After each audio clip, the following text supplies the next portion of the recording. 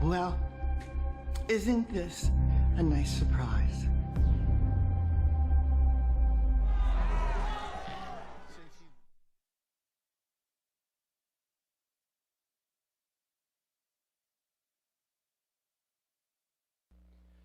Hey yo, peace family. Welcome back to Flesh of the Gods. So today we'll be covering Alicia Andrews' bond hearing in the Julio Foolio murder trial. I'm also doing some testing, doing some updates. That's kind of why I did this random live. I was working on some things and I gotta be live to actually test, so I will be doing that as well. Appreciate y'all being here. Hit the like, hit the subscribe, tap in, share with a friend. And other than that, much love, much love. Hey, Miss D56, appreciate you joining, family. I got this new thing coming I'm going to be working on today, too. For the first chat responder, we'll get some extra points. So, I'm going to try to remember to get you those. But yeah, it will be set up soon. That's some of the stuff I'm working on today, the point system and all that. And some of the chat prompts. Try to get this gambling going. I don't know, maybe we could do some dice or craps or some type of something like that. So I'm gonna try to get that going. And also this whole system has been updated, so I gotta learn how to use the new system. They changed the whole new system. So that's what we here doing. Let's get it.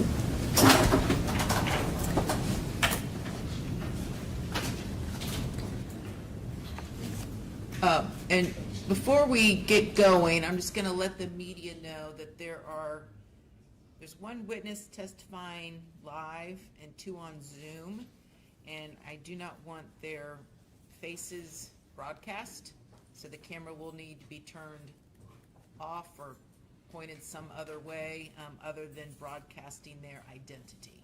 Okay? All right, very good. All right. Yes, go ahead, Ms. Doherty. Judge, I just wanted to briefly make a brief argument before we take witness testimony. I know that the defense has filed an amended motion for Arthur Herring, a motion to reconsider pretrial detention, and they have added 2 sentences to their factual basis.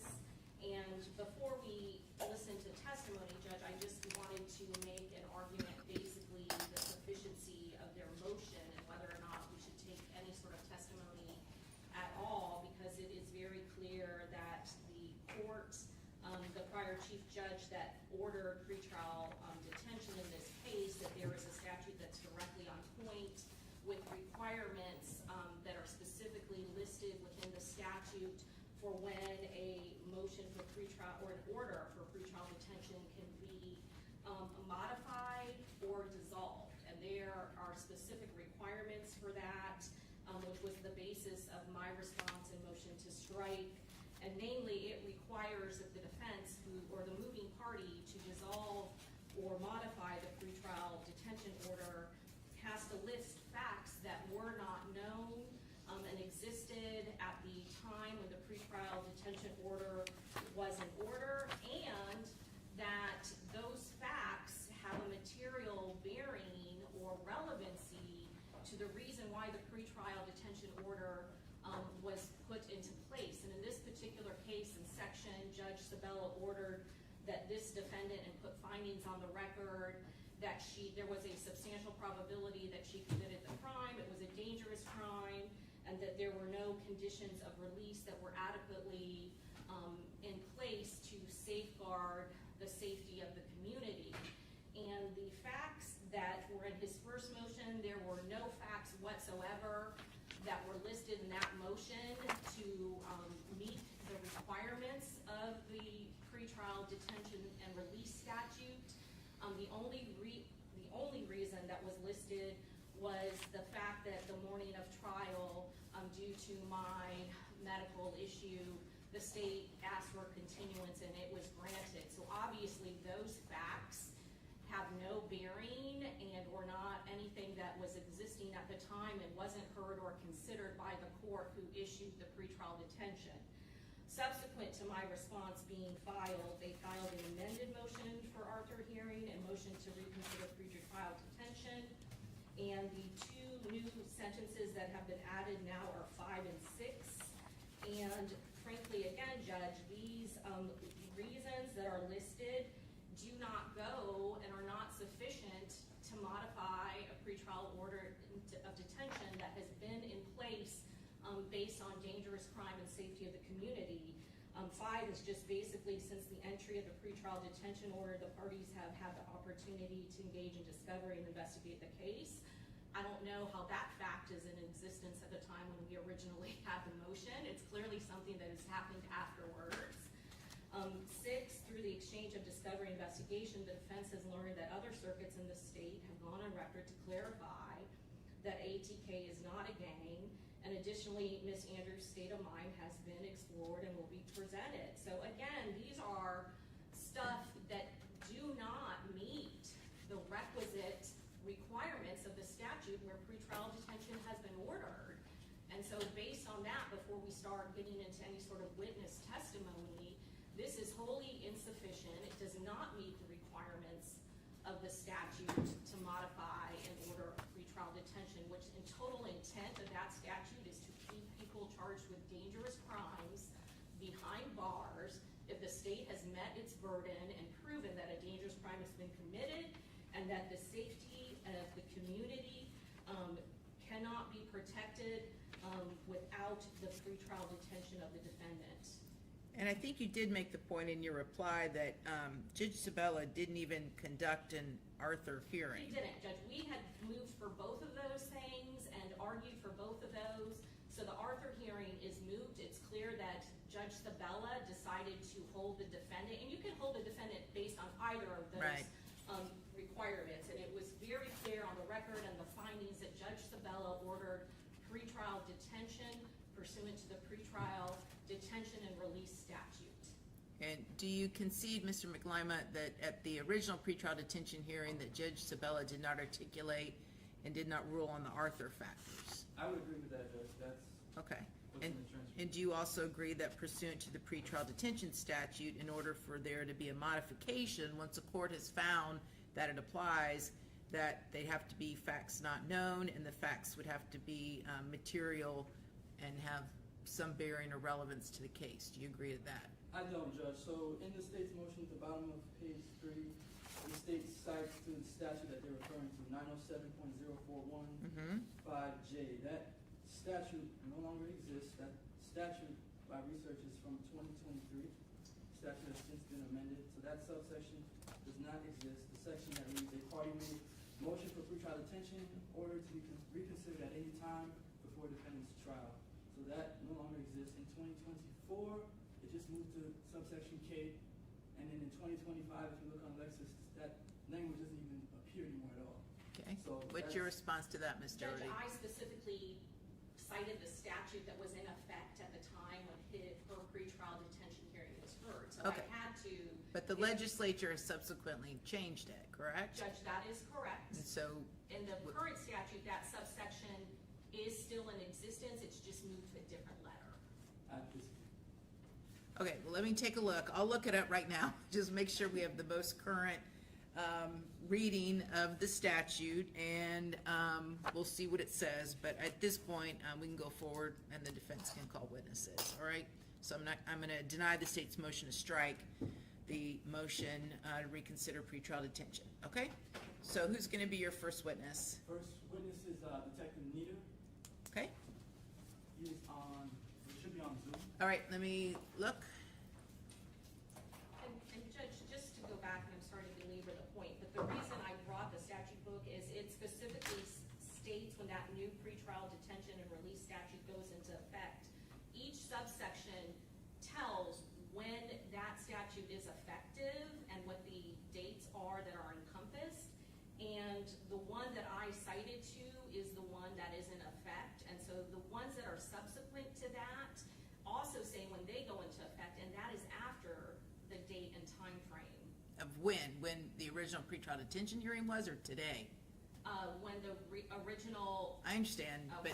but assuming the language has changed, I'm assuming Mr. McLymont is gonna say it's retroactive application. I'm assuming that's what you're gonna tell me, right? Or that I can consider, and it's gotta be done now pursuant to the current statute, correct? Yes, that would be my argument. Okay, so I'll take a look at it and we'll go from there. Okay, yes, Detective, is it Nader is present? Neither, yes, neither. N-E-A-D-E-R.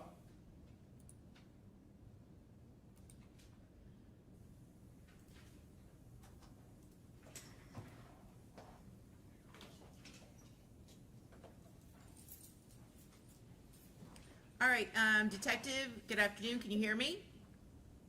Yes, ma'am, I can. Okay, very good. Please raise your right hand. You swear, clerk's gonna swear you in. Do you solemnly swear or affirm to tell the truth, the whole truth, and nothing but the truth, so help you God? Yes.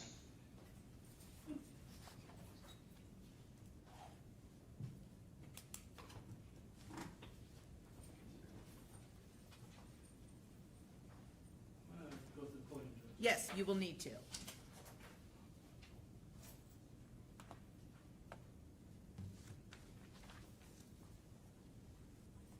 All right, good afternoon, Detective. Could you please state your name for the record?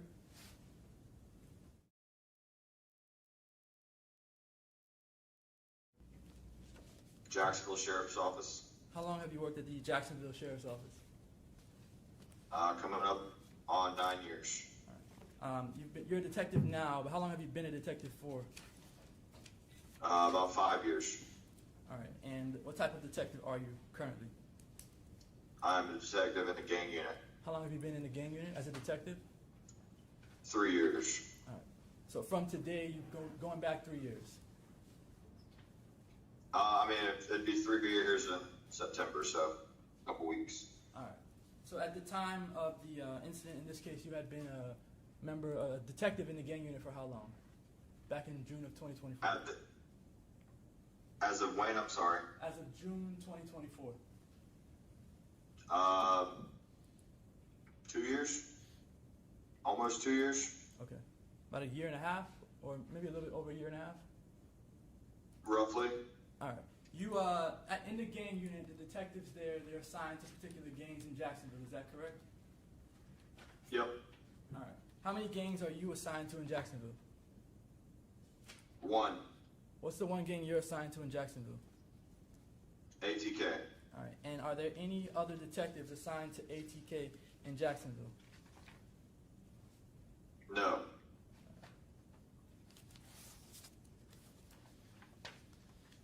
All right. So when you're assigned to ATK, but what does that mean? What do you do in relation to ATK and in your investigative capacity? I investigate the criminal gangs and their members. And also purge members if they no longer meet Florida state statutes. And you say you purge members. That means you take members Off of a gang list? Yes, if they no longer meet state statutes, they no longer meet the criteria to become a gang member, they're removed from the system as an ATK gang member. All right. Is there anybody in JSO that would know more about ATK than you would? I'm not sure what other people's knowledge is. Well, is there any detective in your unit that knows more? I'm gonna sustain the objection. Is there anyone in your unit that spends more time investigating ATK? Not that I'm aware of. All right. Do you have daily interactions with ATK? In some way, shape, or form? Say that again? Do you have daily? I'm sorry, I couldn't hear you. Do you have daily interactions with ATK in some way, shape, or form? Daily? Yeah, is that? I'm sorry, did you say daily interactions? Daily, yes. I mean, it would depend on what you would classify as an interaction. So either physical interaction, looking at evidence that has something to do with ATK. Is that what you're doing day in and day out, dealing with ATK? I wouldn't say we have interactions, like a face-to-face interaction, but I investigate them day in and day out, yes. All right. Do you currently have any confidential informants that are in ATK that you have conversations with? No. Have you in the past? Not for ATK, no. All right. So how is it that you're able to determine that ATK is a gang? By Florida state statute. All right. So when you say by Florida state statute, you're referring to the statute 874? Yes, sir. And there's some criteria listed in that statute for classifying what a gang is? That is correct. All right, so how, in applying that statute to ATK, this group, how have you determined that ATK is a gang? I mean, I would have to, I'm gonna need to pull up the statute, so you're gonna have to give me a second.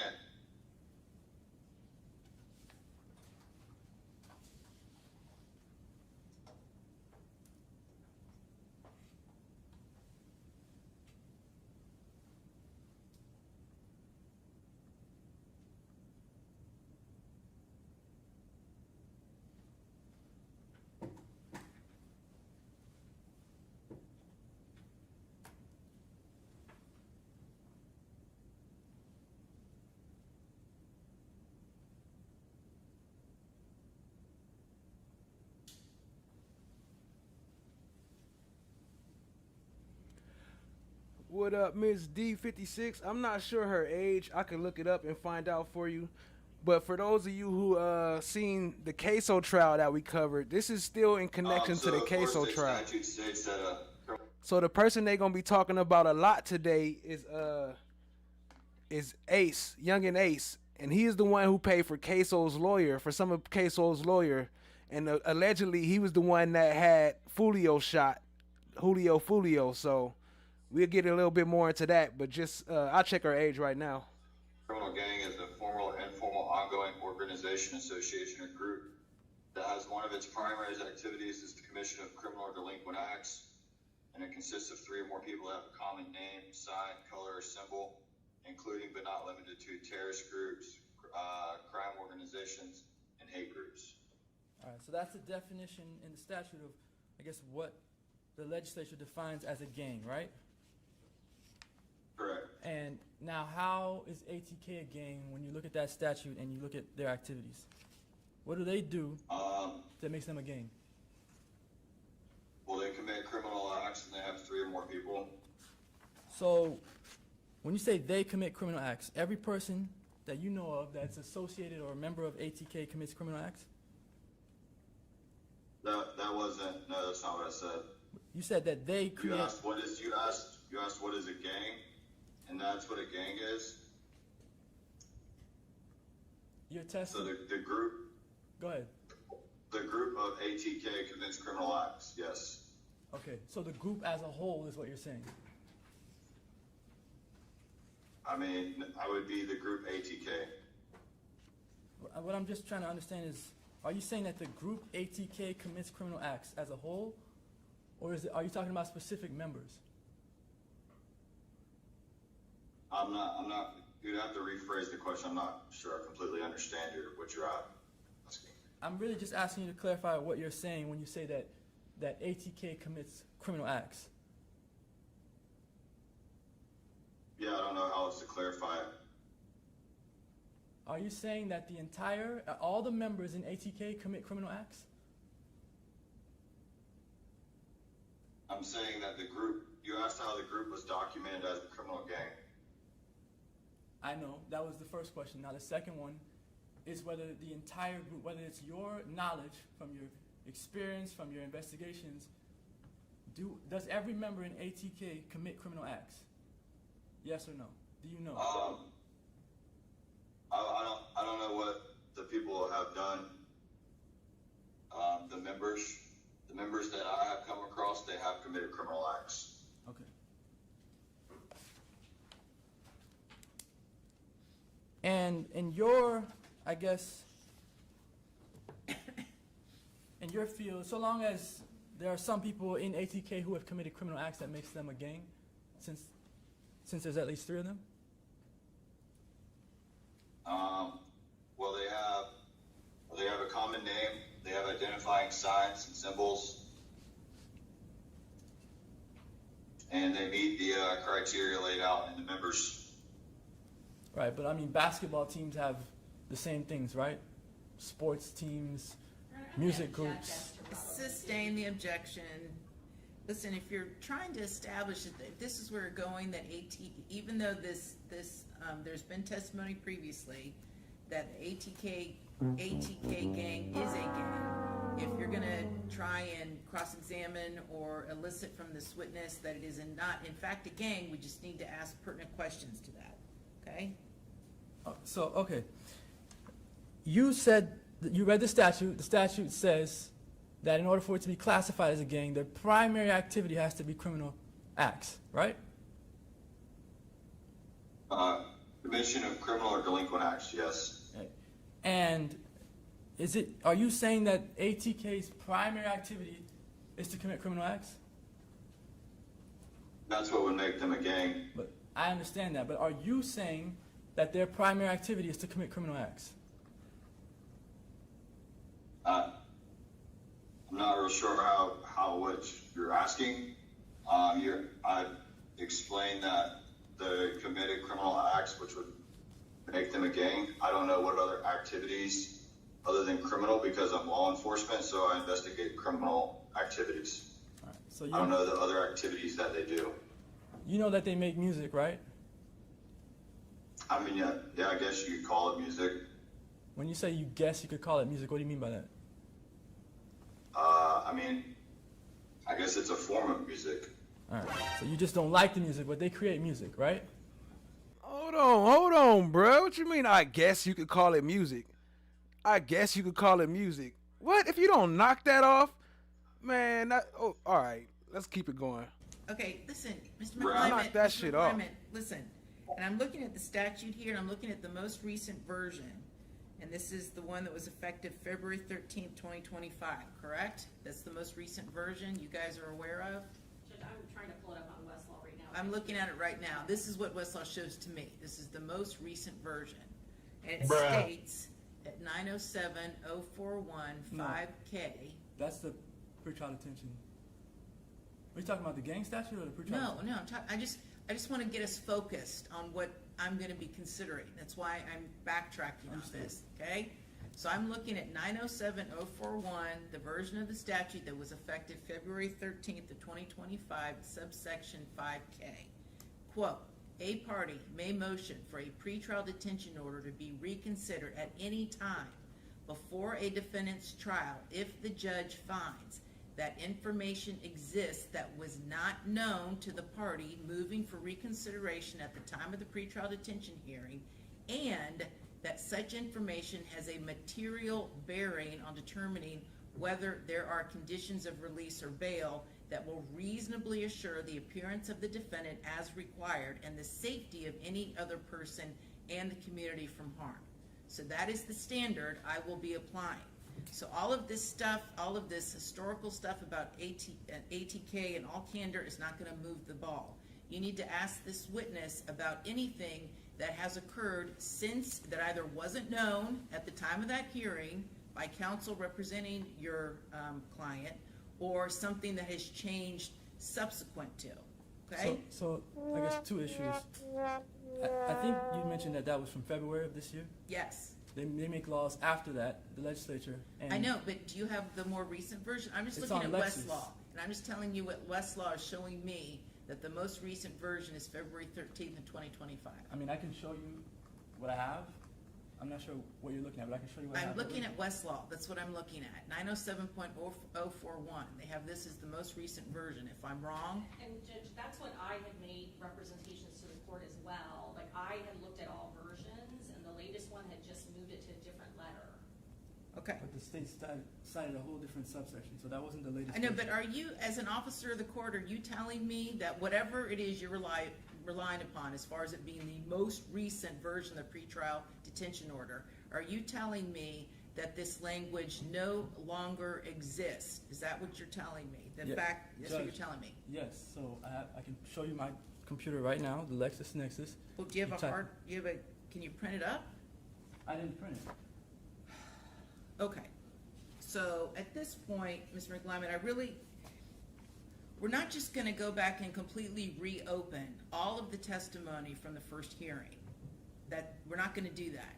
So I need to hear about anything that wasn't known previously, or something has changed as far as a situation that has changed since the hearing that would require me to reconsider Judge Sabella's ruling. So Because that's what you're asking me to do, is Well- undo something from a previous judge. no, well, I filed a motion that has two components to it: an Arthur hearing request and a request to reconsider the pretrial detention order.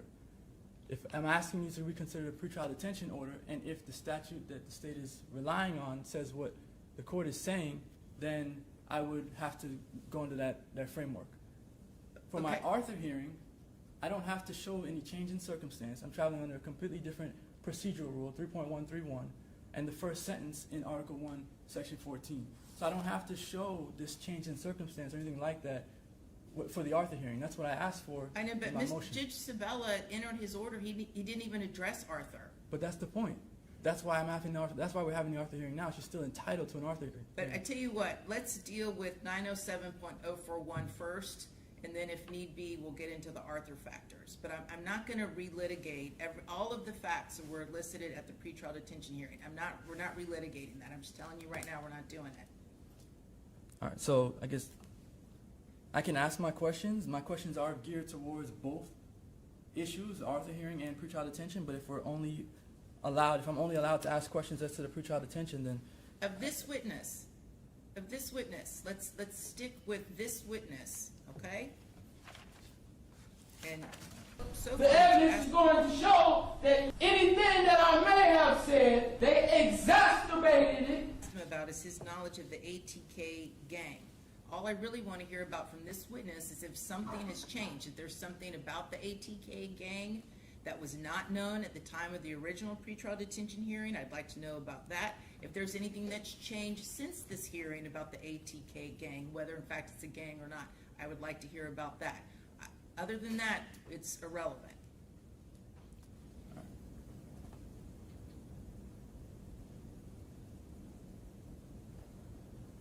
you testified at the pretrial detention hearing for Alicia Andrews last year. Is that correct?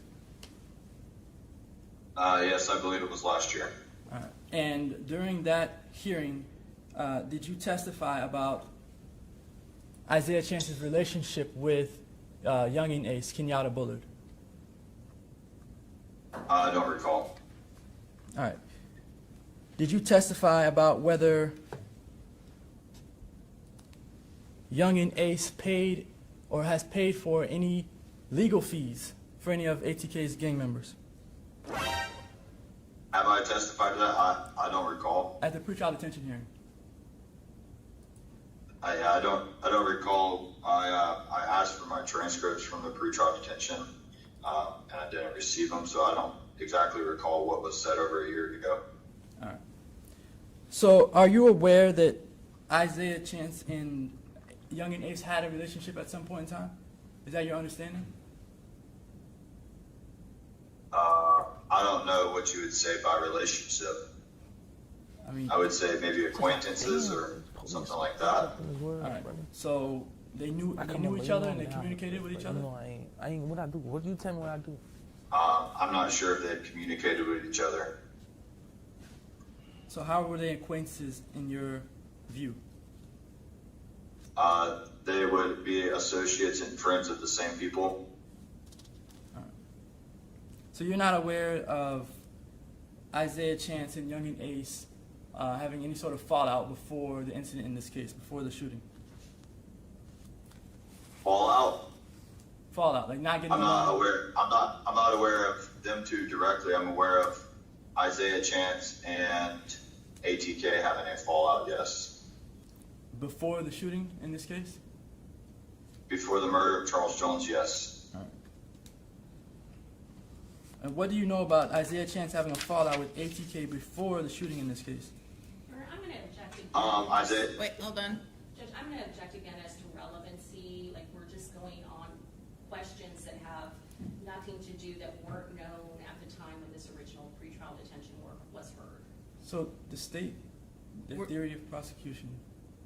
I understand that Alicia Andrews is the girlfriend of Isaiah Chance, who was either a member of or affiliated with ATK, right? Yes, Judge. Okay.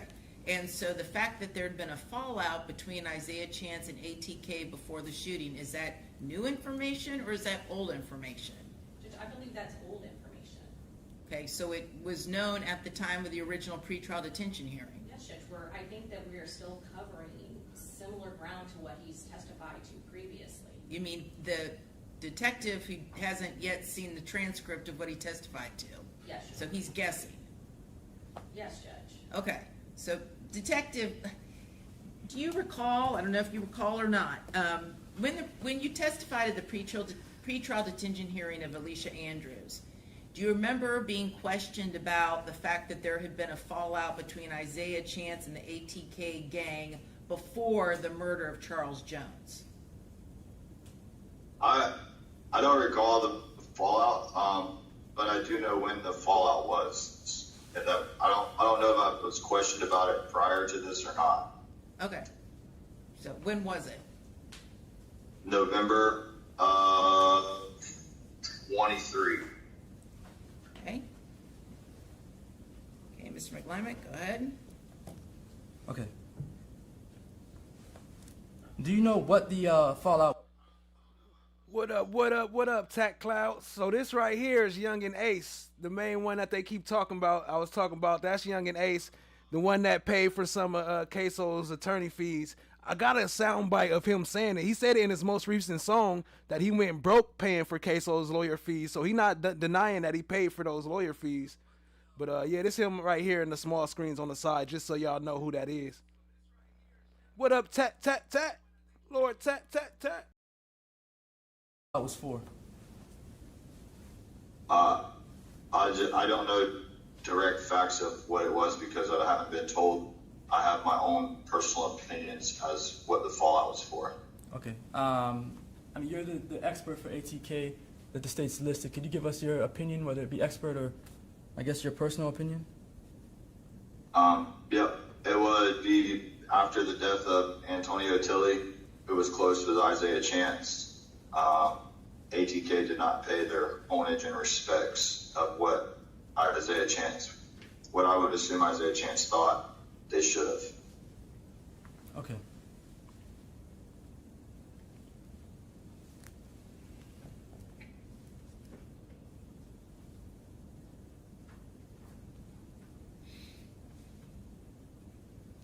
All right. Under the pretrial detention standard, I have no further questions. Okay, Cross? No, Your Honor. Okay, may this witness be excused? Yes, if we're not, I guess I would just make an objection for the record. I had other questions for the Arthur hearing issue. If he's excused, I won't be able to ask those questions. So Well, there's the issue. you can proffer. What else were you going to get into? The whole background of the case? Well, not the whole background. I have a few sections. This is not the trial, so I'm not going to go over everything with him. Yeah. So, I'm going to sustain your objection at this point, and at the end, you can, if you want to create a record, you can by proffering. But okay, thank you. With that understanding, Detective, you are excused. You can leave the Zoom. Yes, ma'am. Thank you. Have a good weekend. You too. All right, who's going to be your next witness? it'll be Ms. Robinson. Okay, and I believe this is one of our witnesses. I'm going to ask the media to not broadcast her appearance. Ms. Robinson, come forward.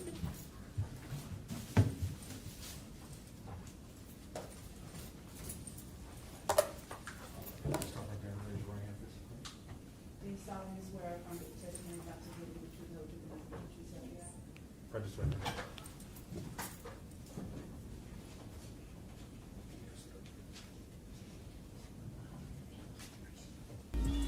help you God? And for the purposes of this hearing, you can just refer to her as Ms. Robinson, okay?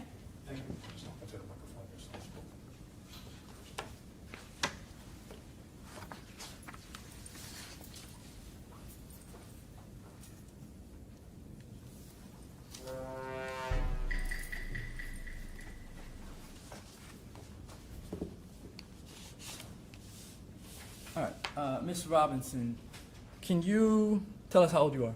23, And where do you currently live? Jacksonville, Florida. Do you know who Alicia Andrews is? Yes, Who is she to you? I'm a close friend. All right, and how long have you and Alicia been friends? 7 years. When you know what year you met? Around 2018. All right, and in 2018, were you in high school? Yes, Was Alicia Andrews in high school? yes. All right. And would you consider yourselves to be best friends? Yes. All right. Then and now, or just then, or like, what is your relationship with her right now? Best friend. All right. So, do you also know who Isaiah Chance is? Yes. All right. And how long have you known who Isaiah Chance? Since Alicia's been dating him. All right. Were they dating in high school? Do you remember? Maybe around 2022. Okay. And when Alicia and Isaiah Chance got into a relationship, were you around their relationship? Were you in the vicinity? Or did you see them hang out at all? Did you see them interact? No. All right. At what point did you begin to see them interact? What do you mean? Interact? Like talk to each other on the phone or in person or anything like that? Go out on dates? I never really seen that. All right. Have you ever met Isaiah Chance? No. Have you ever spoken to him? Yes. All right. On what form or what mediums have you spoken to him on? Twitter. All right. Any text messages, anything like that? Yes. All right. Did Isaiah Chance and Alicia Andrews have anything, any physical altercations between the two of them in the beginning of their relationship? What's the relevance of this? Again, the state's theory of prosecution here, the motive for why Alicia Andrews is even involved in any of this stuff, is because she pretty much just loves Isaiah Chance so much that she would go and help him plot and complete a murder. Okay. That's the relationship that the state is putting forward. That's the only motive that they have in this case as to why Alicia Andrews is involved. Okay, for the purposes of this hearing, I'll go ahead and let this witness testify as to this, okay? But again, keep in mind, it is binding case law. There is no defense of duress in the state of Florida, but I'll allow you for the purposes of this hearing to go ahead. I understand, Judge, that we're not arguing any duress defense or asking for any instruction on that. So, were there any physical altercations between Alicia and Chance when they first started dating? Not around the first time they started dating, maybe further into the relationship. When you say further into the relationship, what do you mean? Maybe a year later, the abuse started to occur. All right. In 2023? Yes. And how did you learn of any abuse between Alicia and Isaiah Chance? She would send me Objection, hearsay. Hearsay is allowed at a pretrial detention hearing and an ARM hearing. Yes. Hold on, you got Hold on. Yeah, that's fine. Go ahead.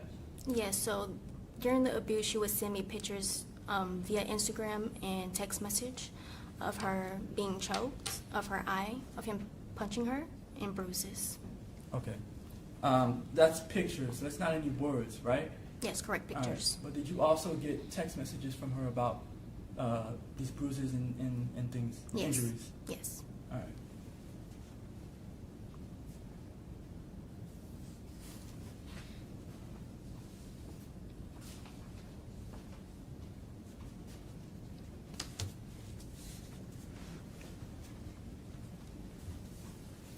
All right. Can you tell me what that document is I just handed to you? The document that you did hand to me was Alicia stating that Hold on. Don't tell me what's said yet. Just tell me what the document is. What is it? Basically of Isaiah choking her and me stating that he needs to stop putting his hands on her. So you're telling me what's in it, but tell me what is that you're looking at? Oh, an image of me and Alicia messages and Isaiah. Okay. Is it a screenshot? Yes, it's a screenshot. All right. And where does the screenshot come from? Text message and Twitter. From whose phone? From mine's. All right. And is that screenshot has been altered in any way? No. Is it an accurate depiction of the screenshot that's in your phone? Yes. And is there? I'm asking the court to admit this into evidence. Well, I'm listening to her testimony, and so you want now to admit the screenshot? Do you have something on paper? It's on paper. I handed her Okay. the document. Any objection, just for the purposes of this hearing? No objection, Judge. Okay, that's fine. Go ahead and admit it. Defense one? Yes. Have you marked it? Not yet. It'll be defense one. All right. So on the left of that document, can you tell me, or can you just read it to the court? Yes, I can. Well, first tell me, who's the conversation between on the left? Between me and Alicia. All right. Go ahead. So the message between me and Alicia is she stated that Isaiah did choke her. She stated that bruh, excuse my language, bruh, this bitch almost killed me. And I stated, who? She said, Zay. And I replied, what did he do? She said, I couldn't breathe. I said, he choked you? She said, yes, he covered my mouth. I couldn't breathe. 10 more seconds, I would have been dead. All my blood was rushing to my face. And I replied, he is weird. What is wrong with him? Is he being insecure? She said, I sent it to you. It's red as fuck. He's trying to kiss me and hug me. No, something is really wrong with you. And I replied, see, you gotta stab him. All right. So, do you remember when that was?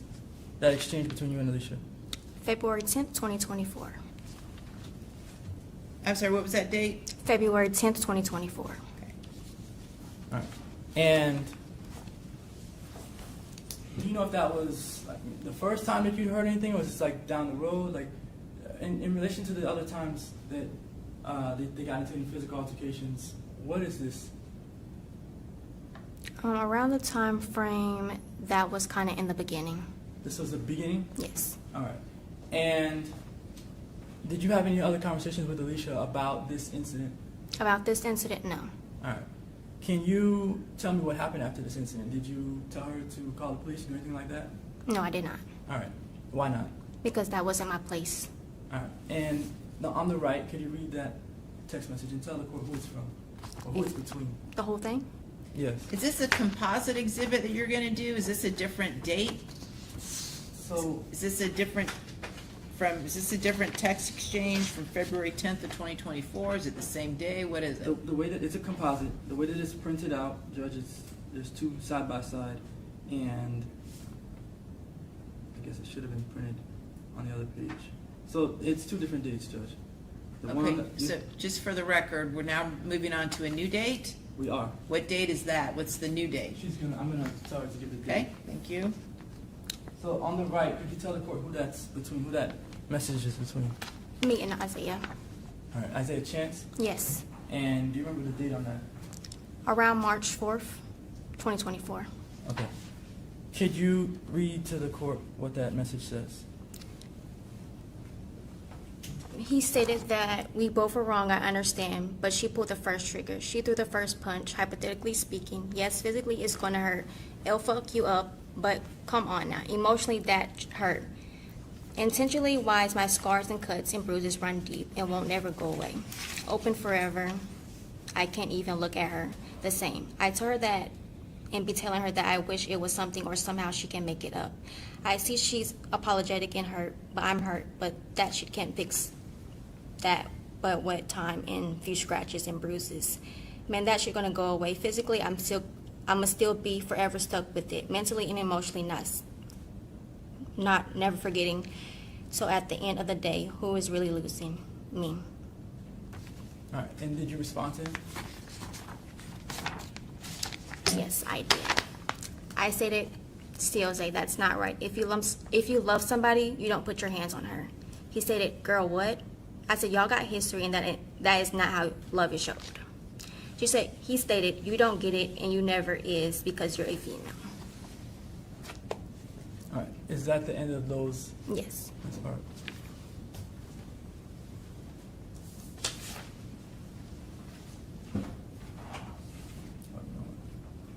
I'm sorry, let me ask you to explain. When it says here, she threw the first punch hypothetically. When you got this message from Isaiah Chance, was your understanding that Alicia? It's speculation, Judge. Sustained.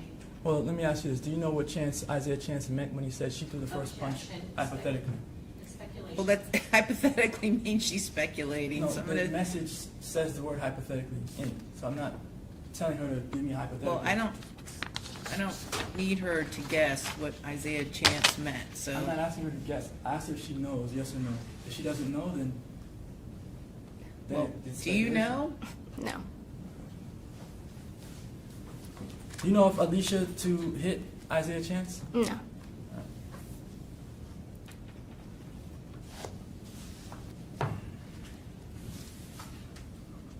Do you know if Alicia to be a violent person? No. And Do you know if Alicia is affiliated with any gangs? No, No, she's not? she's not. Okay.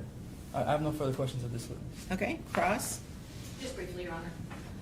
Ms. Robinson, you don't know or have not personally seen any sort of abuse between Alicia Andrews and Isaiah Chance, is that correct? That is correct. You've not personally witnessed any incident of the two of them interacting where either one of them have hit one another, is that correct? That is correct. Your sole knowledge based on the abuse that is claimed in this case is based on communication from Alicia Andrews herself, is that correct? That is correct. And each of these incidents that you have spoken about, the last one to your knowledge occurred in March of 2024, is that correct? That is correct. And Alicia Andrews, despite whatever history she has with Isaiah Chance, she continued to date and see and live with him well after that time period, isn't that correct?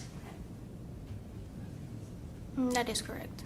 And you're aware that she traveled with the defendant to Tampa the weekend of this homicide, is that correct? That is correct. And not once during your relationship, and you have said you are a close childhood friend with Miss Andrews, is that correct? That is correct. And you have never once called law enforcement and reported any sort of claim or abuse that Isaiah Chance has done to your friend, your good friend Alicia Andrews, is that correct? That is correct. It has never gotten to the point where you yourself thought her life was in imminent danger, is that correct? Yes, but that wasn't my place to call the police on. Well, certainly if you had thought that she was going to be killed, you would pick up a phone for your good friend, wouldn't you, ma'am? Yes, I would. You would call, you know her parents, don't you? Yes, I do. And certainly if you thought she was in serious danger or jeopardy, you yourself would call her mother and let her mother know. Isn't that true, ma'am? Yes. And you have not done that once in this entire relationship between Alicia Andrews and the defendant, co-defendant Isaiah Chance. Isn't that true, ma'am? That is true. All right, I have nothing further, Judge. Okay, redirect? Yes. Regardless of what you did in response to what Isaiah Chance did to Alicia Andrews, do you know that Alicia Andrews was abused by Isaiah Chance? Yes. All right. And then the state mentioned that Alicia was still living with Isaiah Chance. Alicia did not live with Isaiah Chance at any point in time. No, she did not. All right. Where did she live? With her parents. Okay. No further questions. Okay, may this witness be excused? Yes. Yes, Your Honor. Okay, thank you, ma'am. You are free to go. All right, and your next witness? Zoom. Back to Zoom. Okay, and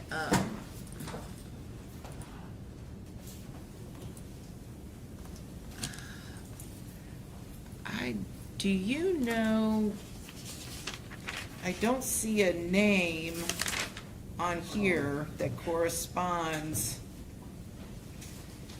I can ask Mr.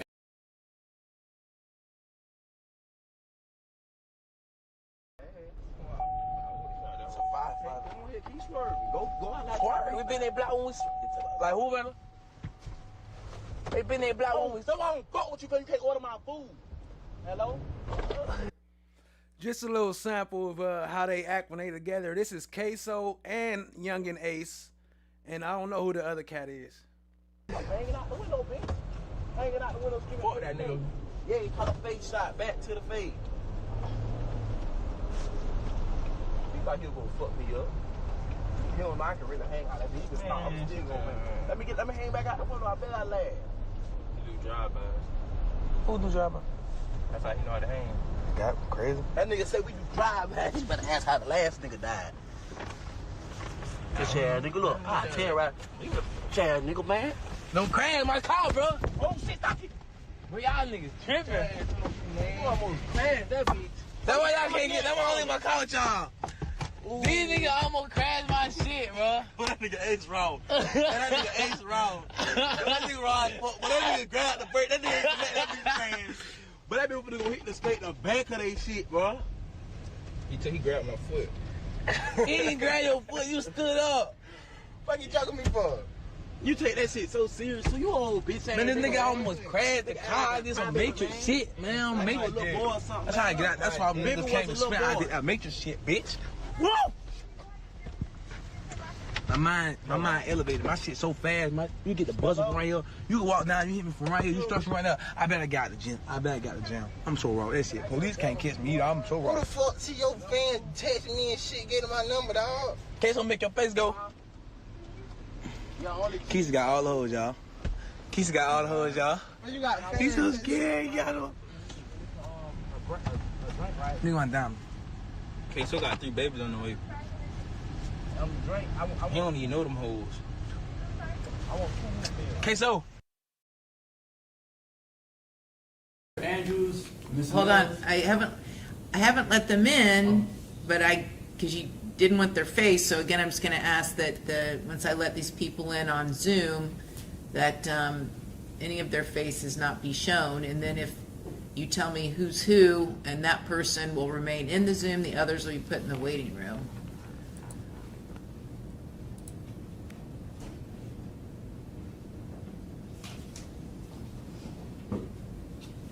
So Podium Podium does have its, okay, but I don't think it's got sound. Just went off. Just went off.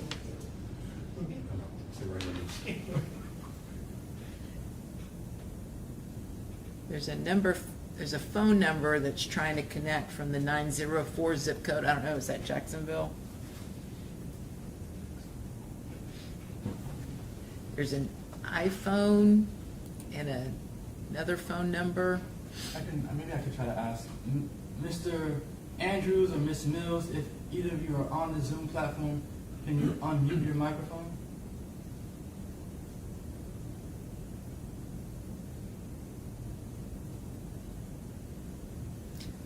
Okay, if you all can hear me, I do need either Miss Mills or Mr. Andrews to please unmute themselves and at least acknowledge you can hear me or hear counsel.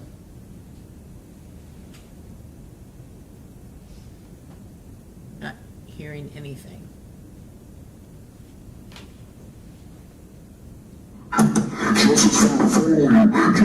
Wait.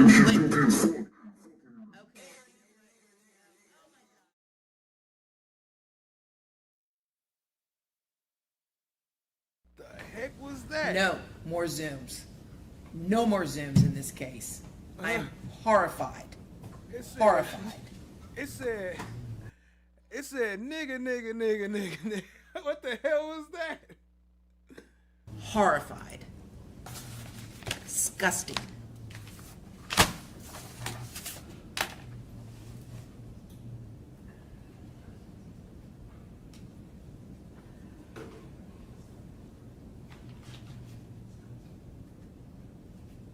Judge, can I take a 2-minute recess? Yes.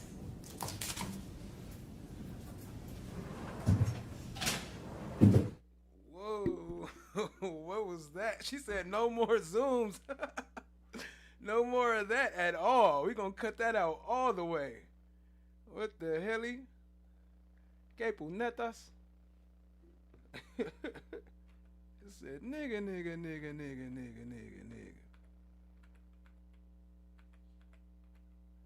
Dang, they still on mute. Y'all hit that like button, hit that subscribe, tap in, share with a friend.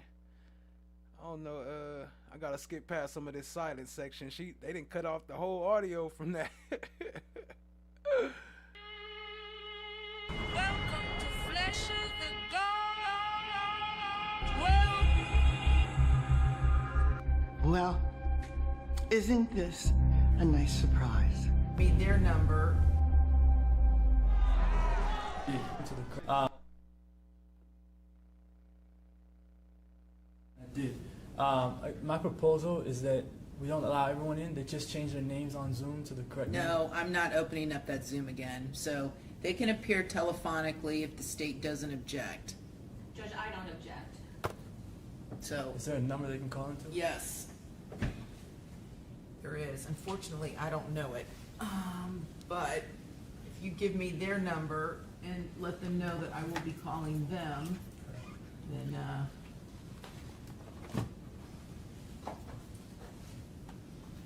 actually, you give give me their number and then, because it's loud. All right.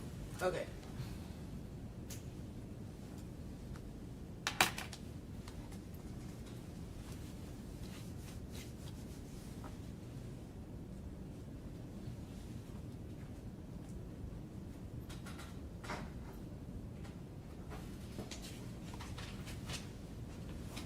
Okay, and is this Miss Mr. or Miss? Miss Mills. Miss Mills, all right.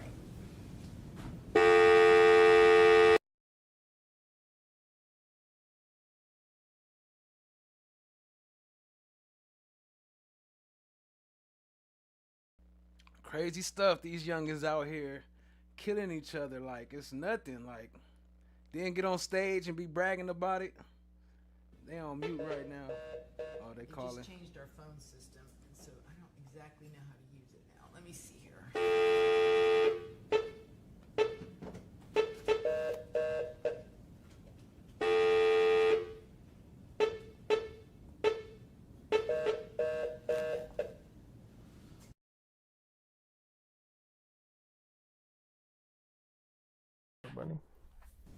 I come on, bro. You know I'm down here for this, bro. You know I ain't. What I do? What you tell me what I do?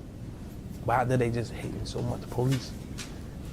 My thing is I don't fear going out there for people who don't like me. I just fear the police because I feel like they just could get away with so much shit. They can kill you and be back at work. They can kill you and get suspended. Or you be straight. Like, you might get 2-3 years if you do. Versus a nigga like me, where I'm from, like, we going down, we fighting life, boy. And you think you can just pull up on us and beat us? They'll pull up on us and play music that we, people that we don't. Let me check my emails. They just changed out our phone system. They'll pull up on us and play something different as far as making calls. Let me see what.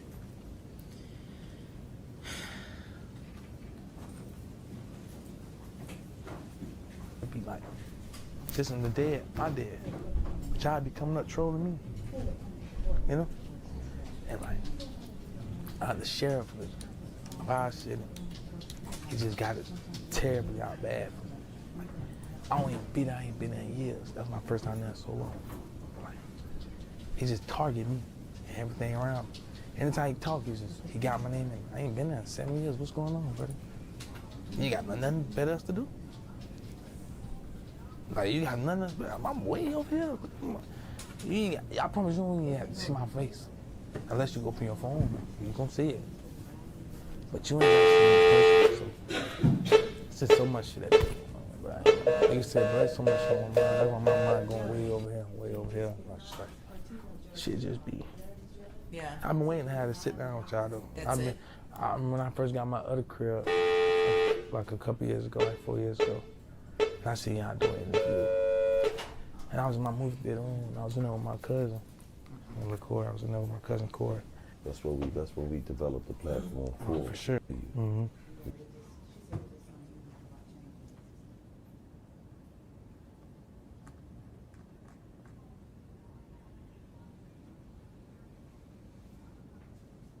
All right, it look like I'm gonna have to skip past a little more because I don't know what they got going right here. Trying to call somebody.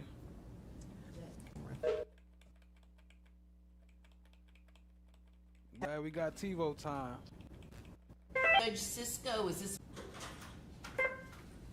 Good afternoon, this is Judge Cisco. Is this Miss Mills? Yes, ma'am. I'm sorry about that. I don't know what happened. I'm sorry. It's all right. Listen, we're going to proceed forward, so wherever you are, please raise your right hand. And do you swear or affirm to tell the truth, the whole truth, and nothing but the truth, so help you God? Yes. Okay, very good. Mr. McLyman, you may proceed.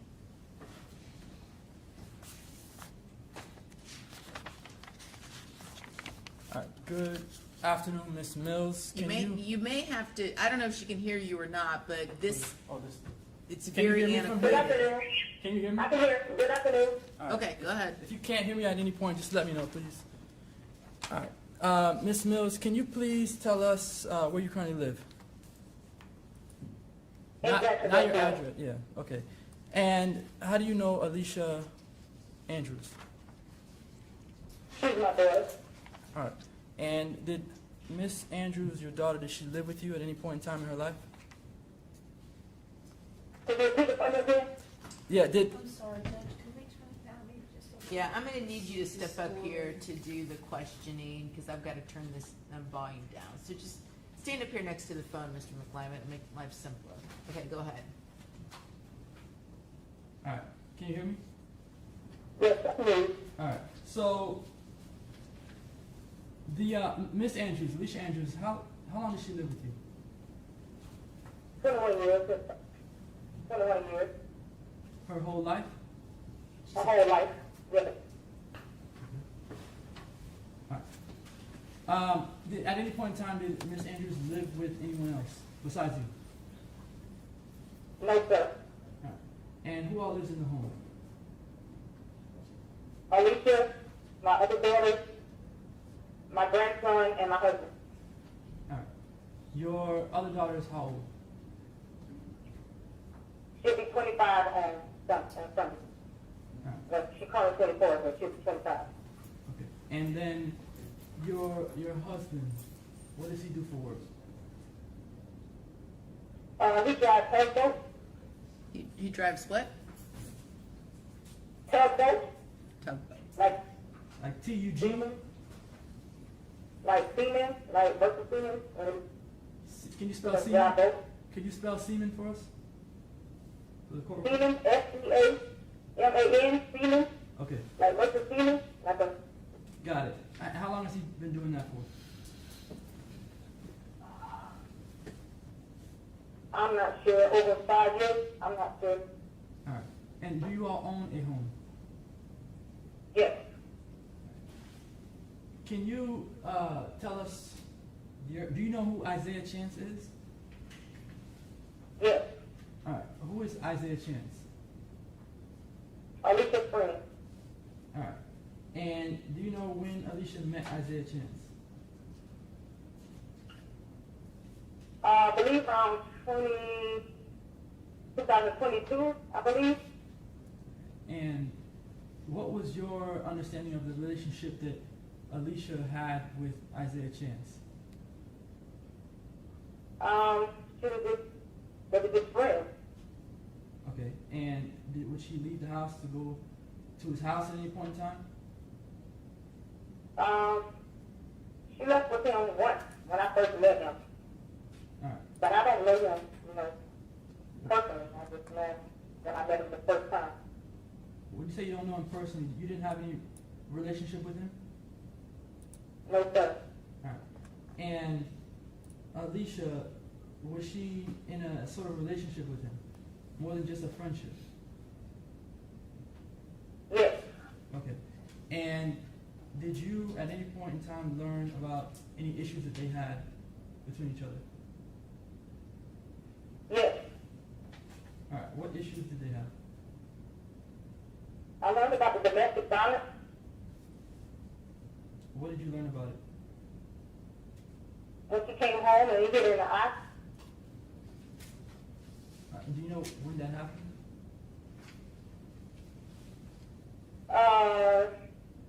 It was I know it was like a week or two before all of this stuff transpired. All right. Is that the only time that you're aware of any physical altercation between the two of them? Yes. All right. Did you hear of any others since that time period? No, only what she told us about that. He hit her in her eye. All right.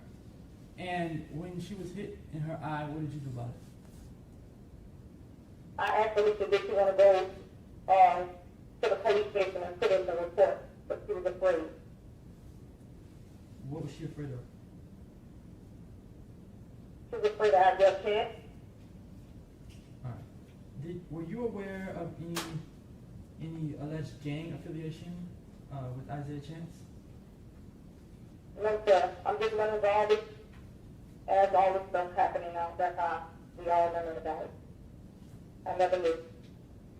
And if Alicia were released, let me ask you this before I get to that. Alicia, did she graduate school? Yes, she did. Yes, sir. How far did she get in school? She graduated to the 12th grade. All right. And did Alicia have any jobs after she graduated? Yes, she has several part-time jobs. Could you explain what jobs Alicia Andrews had? She worked at Amazon, Firehouse. She was a substitute teacher, was a last employee, but she worked with special needs kids. And she also had One second, Ms. Mills. 1 second. Give me a second. Hold on. Okay. The court reporter is having trouble hearing you. At times, just kind of slow down so she can hear you better because it's a little bit of static. The last I heard was Amazon and I think Chick-fil-A, and then you said she might have been a substitute teacher where? Yes, she worked at Amazon, Firehouse, and she was a substitute teacher where she worked with different kids like special needs. And she also had a suite where she rented a suite where she do lashes and facials and she does hair. Okay. So in Alicia's, I guess, spare time, is she working majority of the time? Yes, she was doing hair and different facials and lashes. She went to school for esthetician. She got an esthetician license. So she was doing that on the side. Do you know of her to be involved in any gang activity?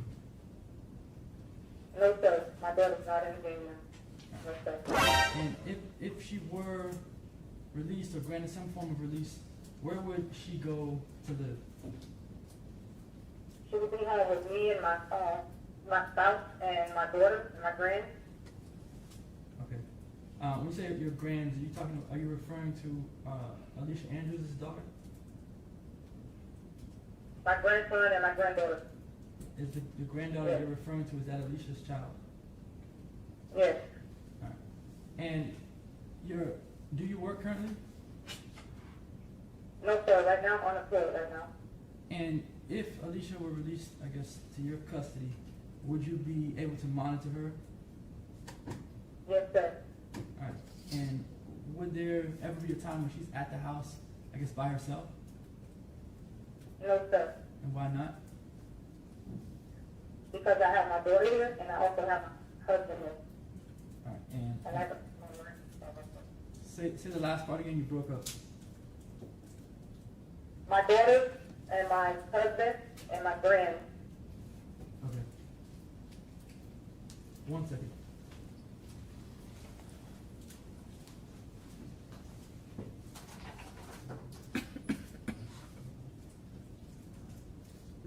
What up, Ali? Miss D56, Sunshine, Tack Clouds, Aubrey Ya. Appreciate y'all being here, family. Watch the rise. Factual Live. Much love. That's TiVo time this. State, do you have any? No further questions. Okay, State, do you have any questions of this witness? I do not, Judge. Okay, thank you, ma'am. I'm gonna go ahead and hang up now, all right? Thank you. Okay, all right, bye-bye. Bless you. All right, you wanna have your next witness call in as well? Doing that right now, Judge.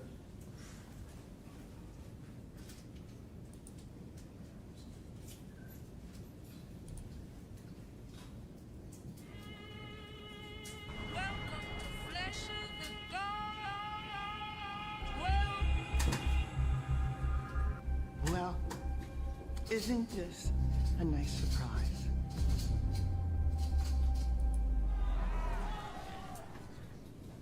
While we're waiting, Judge, let's get the statute printed up, so I can provide a copy to the state and to the court. And what was the effective date?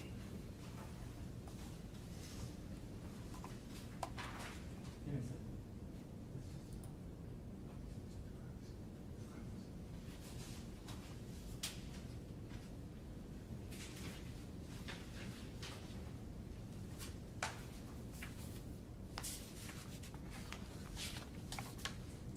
The effective date was February 13th, Your Honor. I know, but that's what I'm looking at online right now.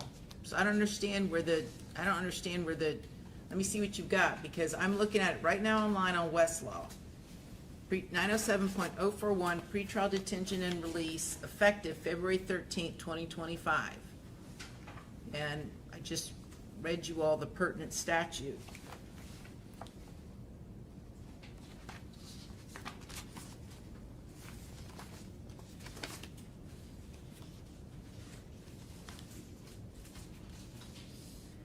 And the version you have says current through the 2025 regular session. When did the regular session end?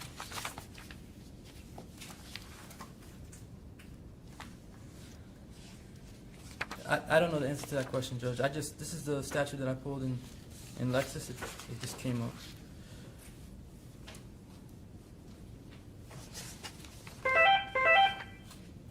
I don't know who this is. I'm scared to even answer. That's Mr. Torres. Why don't we go to call him? I'll answer the phone. Hi, Mr. Torres? Yes, ma'am. Okay, very good. Wherever you are, raise your right hand. Do you swear or affirm to tell the truth, the whole truth, and nothing but the truth, so help you God? I do.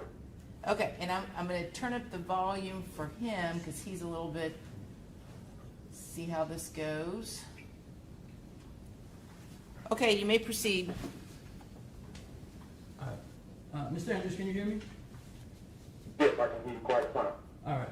So, could you please tell us your relationship to Alicia Andrews? I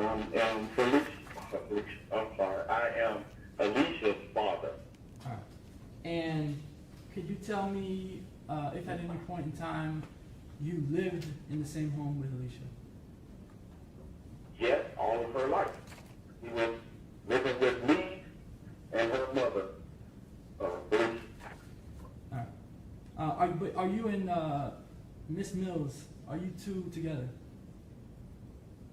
No, we're not. And when? We've been co-parents. Okay, so how long have you been co-parenting? I would think that Alicia was 2 years old.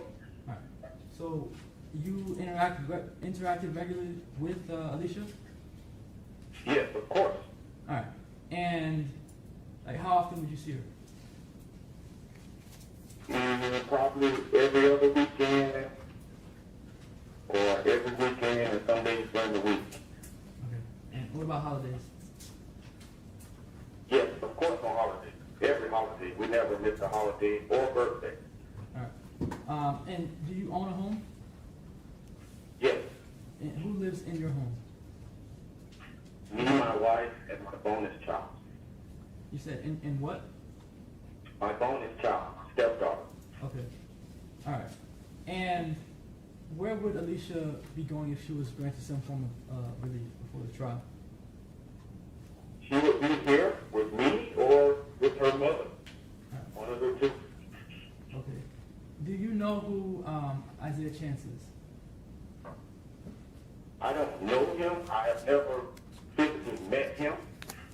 We were supposed to meet, probably one holiday, but he never showed up. But I never got the opportunity to meet him personally. Okay.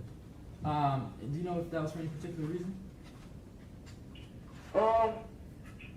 To me, after all this has transpired, I think it may be, the way I carry myself, and, I'm not that type of guy.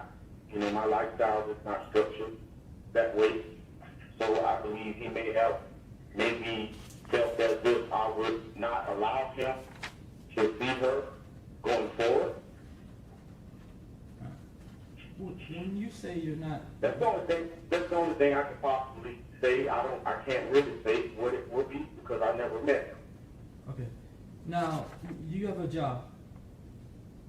Yes. What do you do for work? I'm a container refrigeration mechanic. And how long have you had that job for? 27 years. All right. So you have a stable job, and you're able to manage Alicia if she's out? Yes. All right. You're able to provide support? Yes, definitely. All right. Are you able to keep her just away from certain individuals? Of course. Now that this transpired, we would definitely, much less her mother, would definitely make sure that doesn't happen. Or anyone. So for the most part, she will be at home. She won't go anywhere. Right. Did Alicia ever hide things from you? And let me be more specific. Did Alicia have her relationship with Isaiah Chance from you? I can't say, I would say so because I never got a chance to meet him. You know, I know more about him based on what's going on now than I ever knew about. And you also became aware of this domestic violence? Yes. And when did you become aware of it? One particular day, her mother called, and when I arrived, I learned that she had a black eye, and I asked her what was going on, she said other, and if I'm not mistaken, I asked her what happened, and I assured her that, you know, no one should be putting their hands on you. I never put my hands on my daughter, so I wouldn't allow anyone to put their hands on my daughter. So, you know, one thing led to another. We never really got into the conversation. You know, I think she was more or less hurt, was scared. And, you know, for the most part, she stayed away. Then all of a sudden, you know, this happened. All right. Do you know Alicia to be a violent person? No, she's not a violent person. Is she dangerous? No, she's not dangerous. Right. She wouldn't hurt a fly. All right, and well, I guess give me one second.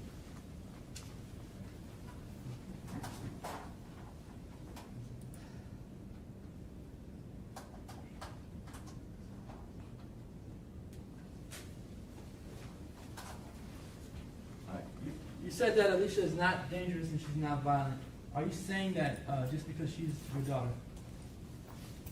No, I mean, in the view that, you know, other people may see, or the view, if that's not the view for me. You know, Alicia's never been in any trouble. Alicia's never harmed anyone. She's never been in trouble. She's not a violent person. You know, she's my sweet little girl. And no, I won't be just saying that because that's my daughter. I have other children. And the way I raise my children, I didn't raise them this way. To be violent. Or to be considered some kind of member of a gang. I have no further questions. Okay, any questions? No, Judge. Okay. All right, thank you so much, Mr. Torres, and I'm gonna hang up the phone now. Your testimony is concluded. Thank you very much. Okay. Okay, any additional witnesses? Just Detective Ramos. Okay.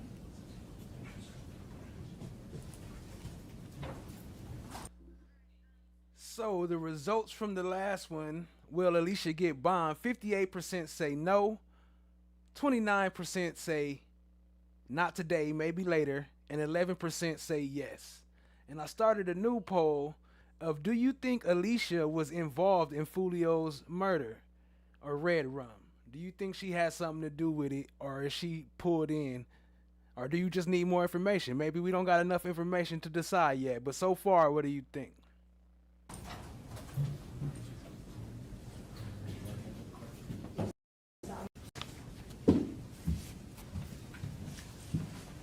Okay, you may proceed.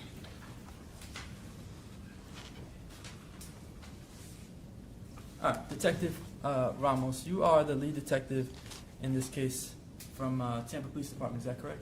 Yes, sir. All right, and I guess there's no other police officer or detective in Tampa Police Department that knows more about this case than you. That would be correct. All right, and you've been on this case from the beginning? Correct. And you're still the lead detective now? Correct. All right. You had a role in issuing the warrants in this case? Yes. All right. And you testified at the pretrial detention hearing? Correct. All right. In the pretrial detention hearing, do you remember testifying about Alicia Andrews sort of following Julio Foolio, Charles Jones around Tampa, Florida? Of course. All right. When you testified at the hearing that Alicia Andrews was following Charles Jones around, can you say when, from your, I guess, investigation, when it was that Alicia began to follow Julio Foolio, Charles Jones? So we had multiple pieces of evidence to include GPS, cell site data.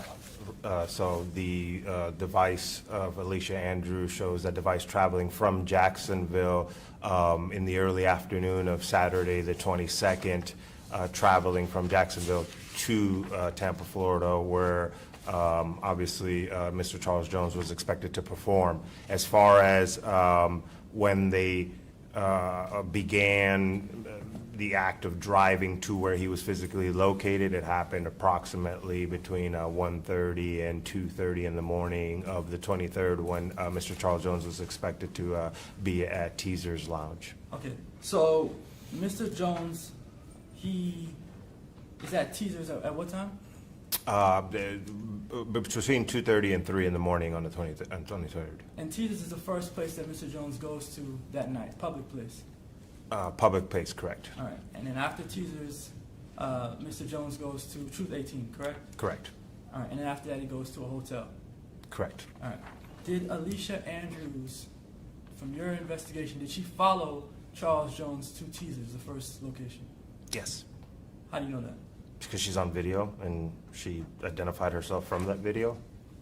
When I say did Alicia Andrews follow Charles Jones, like, was she behind his vehicle, driving behind him to get to Teaser's? I'm not going to get into the specific of what the definition of following is. Mr. Jones arrived on video, and then shortly after, Alicia Andrews arrives on video. She is seen getting out of the car, walking up to get within eyesight of the front door where Mr. Jones was waiting to go in. After Mr. Jones goes into the club, she then retreats back to her vehicle and drives away in stages nearby based off of the cell phone data. So by following, I mean Mr. Jones arrives, and then Alicia arrives shortly after, and on video you can see Alicia positions herself in a position where she can see Mr. Jones. All right.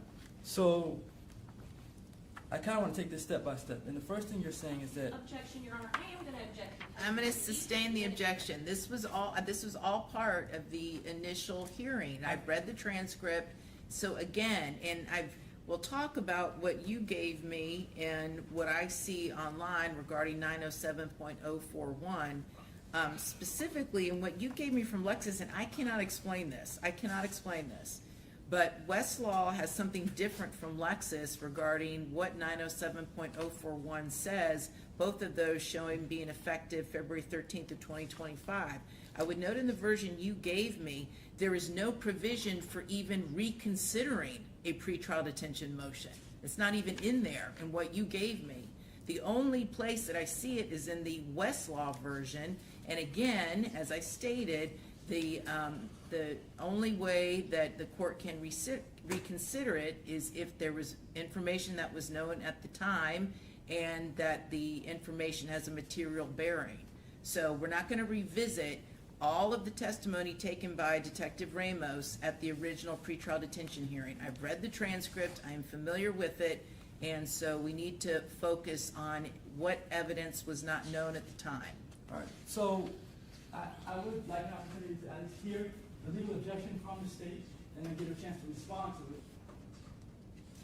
They did just object, and they said I didn't get the legal basis. It just said objection and the court sustained it. I didn't get an opportunity to...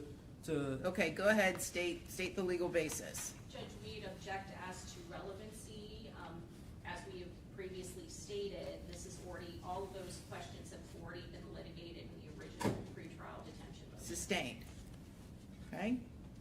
And I didn't get a chance to respond to it. But again, for the record, the state is arguing a standard for reconsideration of a pretrial detention motion. I filed a motion for an Arthur hearing under 3.131. Right, but if we're going to first address under the standard of the pretrial detention statute, because if I find that the motion for reconsideration should be denied, then the Arthur factors become moot. And again, Judge Sabella didn't even address it at the original hearing. So you've made your objection noted for the record, but... And I want to also add this. If the court could revert to the pretrial detention standard when someone files an Arthur hearing, the Arthur hearing standard and the Arthur hearing, the constitutional provision for it, the statutory provision for it, would be meaningless. It would have no effect because the state would file a pretrial detention motion, it'd have a hearing on it, and the court would do what it's doing now, which is to say, hey, let's deal with the pretrial detention standard. Let's not deal with the Arthur hearing standard, which is also what happened, apparently what happened at the first hearing in this case. So again, under either standard, okay, we're not revisiting what already occurred at a pretrial detention hearing. Judge Sabella has already ruled, and you're asking me to undo what Judge Sabella did. And I'm telling you that we're not going to get into any of the facts that were developed at the pretrial detention hearing. This is a motion for reconsideration. This is not a reopening of all of the testimony. We're just not doing it. Again, I'm not asking the court to... Okay, Mr. McClimate, we're not going to see eye to eye. I've ruled, so you need to elicit from this detective any facts that were not developed or testified to at the pretrial detention hearing, whether they be pursuant to the pretrial detention statute or Arthur. That's what we're doing. All right, and this fact that I'm trying to get to is a fact that was not elicited during the hearing. And if I could proffer, I guess I'll proffer the issue here. The issue is that Detective Ramos testified at the pretrial detention hearing, and just now, that Alicia Andrews arrived at Teasers after Charles Jones got there. His report say different, the video evidence says different, and that is the point that I'm trying to make right now. That would be new evidence that the court did not consider the first time around. Okay, go ahead with that issue. Detective Ramos, you wrote a report in this case, right? Yes. And in the report you list, at a certain point in the report, you list the times that you see different vehicles and individuals on video, correct? Correct. All right. And do you remember writing in your report when the silver Chevy Cruze arrived at Teasers? The silver Chevy Cruze arrives before Charles Jones does, correct. Okay. But Alicia Andrews is not visible in that silver Cruze that first. It drives through the parking lot and then it leaves. I don't see Alicia Andrews visible on camera until after Charles Jones arrives. So if your question is if the vehicle arrived before, yes, it did. Well, her cell phone data shows that she was there in that vehicle at the time when the Chevy Cruze was on camera, right? Correct. I believe her to have been in the vehicle before Mr. Jones arrives. So Sure. So why are we suggesting that she was not in the vehicle? I'm not suggesting that. I believed her to be in the vehicle. So she was at Teasers before Charles Jones got there? That is my belief, yes. All right, so there's no way that Alicia Andrews followed Charles Jones to Teasers, correct? Again, Mr. Jones was expected to be there. It was publicized on his social media, so she would have had knowledge that he's going to be there. So we have established through the evidence that the sole purpose of her being there is to get to Mr. Jones. You've established that through evidence? Through the investigation, yes. There was no other reason. In her statement, she claimed that she was there to possibly patronize the club, and she stated that she talked to the bouncer and inquired about the price to come in, and that's disproven via the evidence. So based off of all of the video evidence and the ultimate investigation, it is our belief that her sole reason for being at Teasers was to track Mr. Jones' movements. All right, so that's your belief? Yes, of course. Now, Miss Andrews, after they leave Teasers, they go to another location, correct? Correct, Right. yes. They go to a club called Players Club, correct? The Truth 18. No. Did you look at the call detail records in this case? Okay. Yes, I did. All right. And you're telling me that Alicia Andrews left Teasers and went directly to Truth 18? No, I'm not saying that. So where did Alicia Andrews go after she left Somewhere off of Hillsborough for a few minutes, and then she returned to Truth 18 when Mr. Jones was exiting, and then it went back to somewhere off of Hillsborough, and then she made her way to Truth 18 after. Yes, she was loitering in the area of Hillsborough Avenue. At least her device was in between Teasers when Mr. Jones went into Teasers and came out of Teasers, and in between when Mr. Jones came out of Teasers and got to Truth 18 and came out of Truth 18. So just to simplify it, after Miss Andrews leaves Teasers nightclub, she goes to somewhere on Hillsborough. Correct. And that area where she's at on Hillsborough is right next to the Players Club. I'm not familiar with whether there's a club there or not. All right. So, did you get any video footage from the Players Club? Again, I have no, I'm aware of what you're referencing, and the cell site data is consistent with that, yes, her vehicle and her device made its way to Hillsborough, somewhere in between. But there's two vehicles working in concert, in this. So, and I don't know what she was doing on Hillsborough, and that wasn't. I'm not sure if she went to a Players Club on Hillsborough. All right. So that you don't know where Alicia Andrews went after she left Teasers. Mm-hmm. You don't know what she was doing in that moment in time. No. And Charles Jones leaves Teasers to go straight to Truth 18. Is that accurate? Correct. And when Charles Jones is at Teasers, or when he goes to Teasers, is Alicia Andrews following behind him? When Charles Jones pulls out the Black Impala, which was Sean Gaithwright's Black Impala, as Charles Jones is coming out of the club, he gets into his car. You can see on video the Black Impala arrive and position itself directly in front. There's also some communications in the phone from Sean Gaithwright's phone to Alicia Andrews' phone, and then Alicia Andrews' device starts making its way back up towards Teasers as Mr. Jones is leaving. But there's limited angles in the video, so I do not see Alicia Andrews' vehicle arrive on video prior to Mr. Jones leaving. All right. Do you remember what the question was that I asked? If Mr. Jones is being followed. Well, the question was, did Alicia Andrews follow Charles Jones from Teasers nightclub to Truth 18, behind him in the vehicle? No. All right. Was she even at Teasers nightclub when Charles Jones left Teasers nightclub? She was working her way back to Teasers nightclub, so no. She was not there. Correct. All right. And by the time Alicia, did Alicia actually go back to Teasers at any point? The device appears that it made it back to Teasers, yes. Did it make it back, or did it drive by Teasers? I can't tell that based off of the data from the device. All right. And the reasons why, I guess, like you testified in the past, that the reasons why Alicia Andrews is involved in this case is for a few things. One is because you're saying she tried to book an Airbnb. That's Correct. The first reason. Correct. All right. And is that the first indication that Alicia Andrews had anything to do with this murder plot? Yes, I believe that message was sent Friday, the 21st, so it would have been the first act implicating her in the plot to murder Mr. Jones, yes. All right.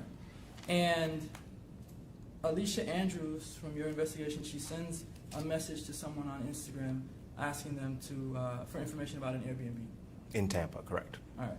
And at that point in time, you don't know if Alicia had any knowledge about any murder plot. No. All right. There was no message that showed Alicia Andrews saying, "Hey, we're going to Tampa, booking an Airbnb." I've never testified to such. Yeah, no, there's none. Okay. Yeah, just. All right. And you don't have any evidence that she knew of any murder plot when she tried to book this Airbnb, or when she inquired about the Airbnb, right? Of course not. Okay. When you say "of course not," what do you mean by that? Well, what I mean is the message is sent on the 21st. Mr. Jones doesn't get killed on the 23rd. I have no way of proving at that time what is in her head. I know now, after Mr. Jones was killed, that the purpose of the Airbnb was to house a group of individuals that came from Jacksonville whose primary mission was to kill Mr. Jones. But I can't know on the 21st that she knew that was going to happen. Got you. When Alicia Andrews left Jacksonville to go to Tampa, do you have any evidence that says she knew that she was traveling, or that the group was traveling down to Tampa to kill anyone? No. All right. When they got to Tampa, do you have any evidence that shows that Alicia Andrews knew that these other individuals were going to kill Charles Jones? The first indication that there's some possible consciousness of guilt is in the arrival at the Airbnb. There's a Ring camera that covers the front door that captures any movement near the front door. And I stated this in my report. You know, it is our belief, based off of analyzing that footage and speaking to the owner, that there was no way that the four gentlemen who came with her would have been able to get into the Airbnb unit without activating that camera through the front door. The only person seen going into the Airbnb on the arrival is Alicia Andrews. And therefore, it is our belief, based off of analyzing that there's two ways in, a back door that would have been locked. We believe Alicia Andrews went into the Airbnb and unlocked the back door to allow the four gentlemen to come in through the back, which, you know, I would argue is you know, consciousness of guilt, or if she knows that these four men need to conceal themselves from this camera. All right, so whether the back door was locked or unlocked, that's pure speculation. Again, objection, Your Honor, we're going into an area that definitely was covered during the pre-trial. I agree. Sustained. Well, I asked, so this is what happens. I'm asking a question. Detective Ramos is going on a very long tangent from the questions that I asked. And he's bringing up a lot of things that are... Well, then why don't you cut him off? Like, if he's going on a tangent, then cut him off and say that, thank you, you've answered my question, let's move along. Because this was all testified to. All of this was testified to at the original pretrial detention hearing. These are not new facts. These are all known facts. So, I mean, they're alleged facts. And I understand they're alleged facts, but they're all known alleged facts. This is nothing new. This is nothing so new. It is, if I get an opportunity to cross him, you would find new information. And if the court wants me to cut him off while he's answering questions, and if I have that leeway, then I'll take it. So, well, what you can't do is, if he answers the question and he goes off on a narrative, you then can't bootstrap that and come back and say, well, now, Judge, I get to get into everything that happened before because Detective Ramos just kept answering. So, Detective Ramos, please just try and answer the question asked, okay? And I think that will help Your Honor. everybody. So you're saying the first indication, I guess, that Alicia Andrews has any consciousness of guilt is when she opens the Airbnb door in Tampa. Yes. All right. And you have a video of her opening this Airbnb door. Entering through the Airbnb door. Entering through the front door. All right. And in this video, when Alicia Andrews approaches the front door, you see someone let her in from the inside, correct? No. You don't. How did she open the door? She rings the doorbell, and I spoke to the owner. He has a way to unlock the door remotely and speak to her through the intercom on the camera. So, are you saying the owner opened the door for her? That is my belief, yes. When you say it's your belief, did the owner tell you that? Yes, I spoke to him. He said he let the first, he didn't say that he let specifically Alicia Andrews in. He said he let the renter in through the door by unlocking it remotely. That's what he told me. All right. And that's your sworn testimony? Yes. What's the owner's name? I don't recall. How many times did you speak to him? Once. And when Alicia Andrews goes to the front door, does she have, who is she talking to on the phone? I don't know. She's not talking to Isaiah Chance or anyone to let her in?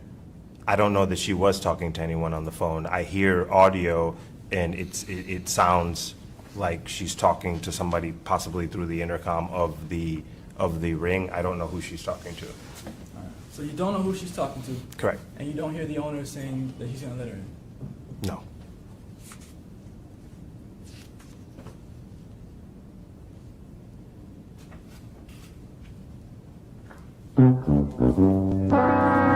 Yes.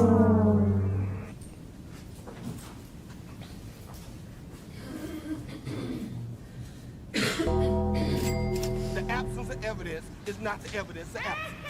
What? Yo, big shout out to Ali.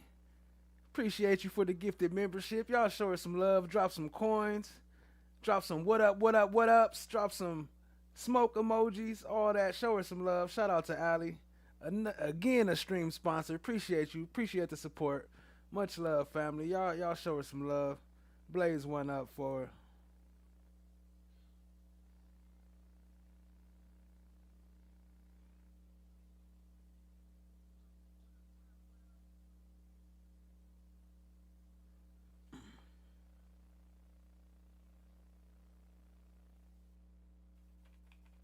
Robert Howard. You had an opportunity.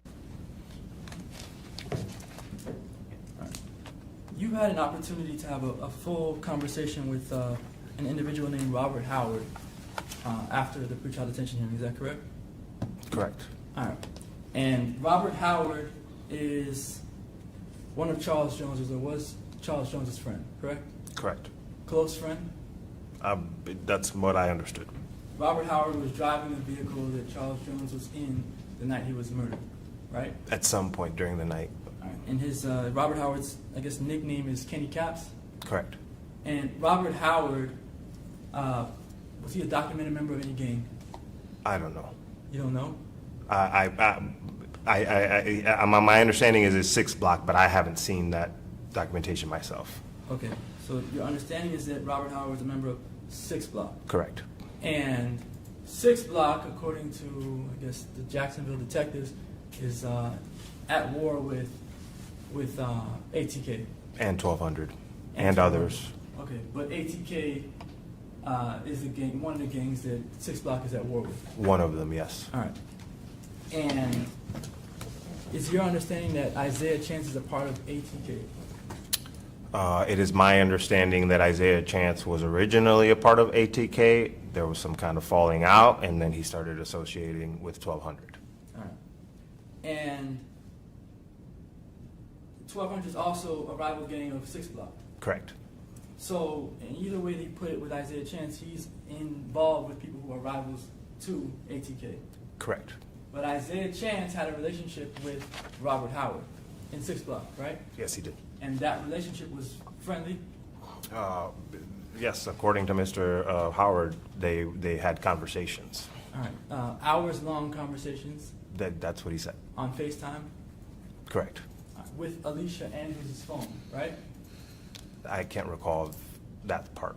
You can't recall? Do you remember Robert Howard telling you that his girlfriend put Alicia Andrews' phone number in Cash App and then questioned him about why he's talking to a woman named Alicia Andrews? Vaguely, yes. All right. And do you remember Robert Howard saying that he doesn't know an Alicia Andrews? And him learning that that was actually Chance using her phone? I can't recall that fact. When's the last time you talked to Robert Howard? I just caught that. Sunshine was gifted. And Sunshine in the chat. New member. New to the chat. And you got a membership gifted from Allie. That's what's up. Appreciate you saying thank you. And shout out to Allie for that. New member in the building. I like to see that. A few weeks ago. And he's a state witness? Yes. All right. And was he prepared to testify to these things before trial? Yes. All right. And at the pretrial detention hearing, did you have this knowledge? Were you aware that Robert Howard and Isaiah Chance were cordial and talking to each other on FaceTime with Alicia Andrews' phone? No, I was not aware of that. All right. And Robert Howard and Isaiah Chance were actually cordial with each other, talking to each other with Alicia's phone leading up to the night of the murder. It's my understanding now that they were cordial, but they were not on the same side of the gang rivalry. Right, that's the whole point. Yeah. They're on 2 separate sides, but 2 of them are friends. I wouldn't say that they're friends. They're cordial, I would agree with. But they're talking on the phone, FaceTime for hours. Sure. I think that friends do. Sure. And Alicia Andrews is obviously aware that Isaiah Chance is talking to Robert Howard. I'm guessing if he's using her phone, sure, yeah. All right. Real quick, my bad. I had adjusted my ad frequency. I just realized that it reset, so I just changed it back. If you're getting a lot of ads, you might want to refresh your browser. In that case, you shouldn't get as many ads. I don't know what happened with it, but it got reset. But I changed it so it'll be less ads, but you might have to refresh your browser.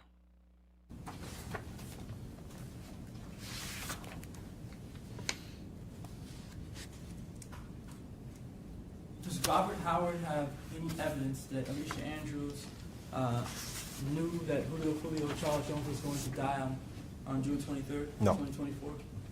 Does Robert Howard have any evidence that Alicia Andrews was involved in the planning of murder of Charles Jones? No. And does Robert Howard have any evidence, you get any evidence from him as to whether Alicia Andrews even knew that Charles Jones was going to die on June 23rd? No.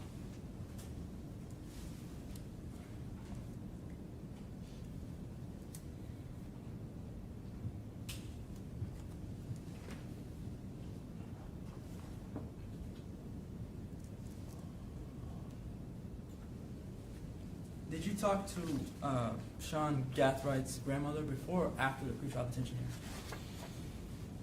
I've never talked to Sean Gaithridge's grandmother. That was a different detective, but that was done during the investigation before the pretrial detention hearing. Okay.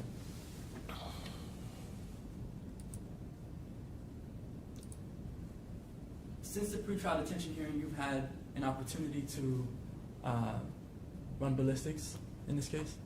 Correct. All right. And you've had an opportunity to collect and analyze guns, ammunition, casings, all of those sorts of things, correct? Correct. Objection, Your Honor, because we're now clearly going into facts that did not exist at the time of the original pretrial detention hearing. I thought that was everything the court wanted me to get into were things Well, that go ahead. didn't exist. Overruled. All right. You had an opportunity since the pretrial detention hearing to analyze different pieces of physical evidence, right? Yes. All right. That includes guns and ammunition, casings, and of that sort, right? Correct. Things that were involved in the planning and the murder in this case, right? Correct. All right. None of the evidence, physical evidence, contains Alicia Andrews' DNA. Right? Correct. None of the physical evidence in this case contains Alicia's fingerprints, right? Correct. And you can't say whether Alicia even saw a gun on the night of June 23rd or June 22nd leading up into the 23rd. No, I can't. All right. No further questions. Okay, Cross?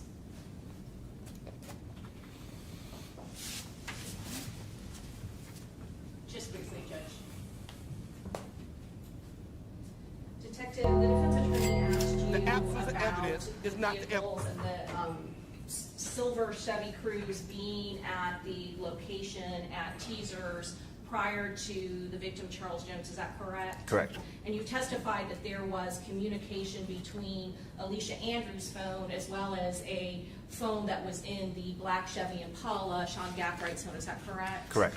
Was the, based on that same phone evidence, now we're talking of Sean Gathwright, were there indications that the black Chevy Impala had been earlier, before the victim had arrived, Charles Jones, to either Teasers or to Truth 18? Yes, approximately at 10 p.m., Sean Gaithwright's device can be seen going by Teasers.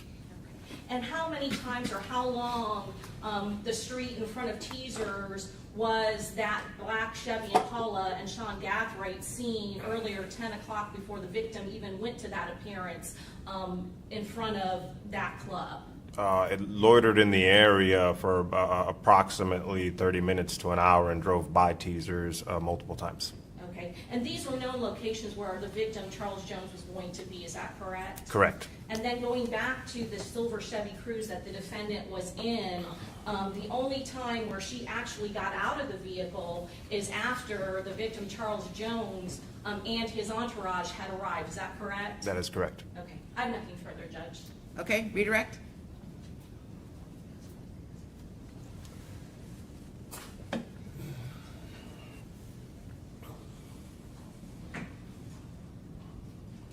All right.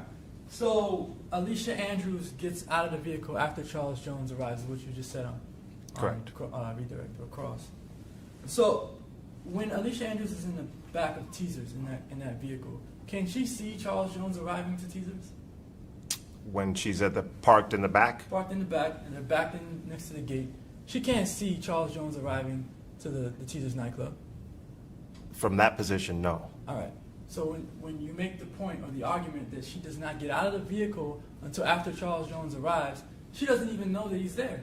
Mr. Jones arrived and parked and loitered in front of the club for a while. So her vehicle arrives after Mr. Jones' vehicle has arrived, and he's gotten out of the vehicle and he's loitering. So she would have been able to see him before she parked. From when she's back there, she can't see him, but then they walk towards the front. You testified earlier that the Silver Cruise was there before Charles Jones got there, right? That it circled the parking lot before.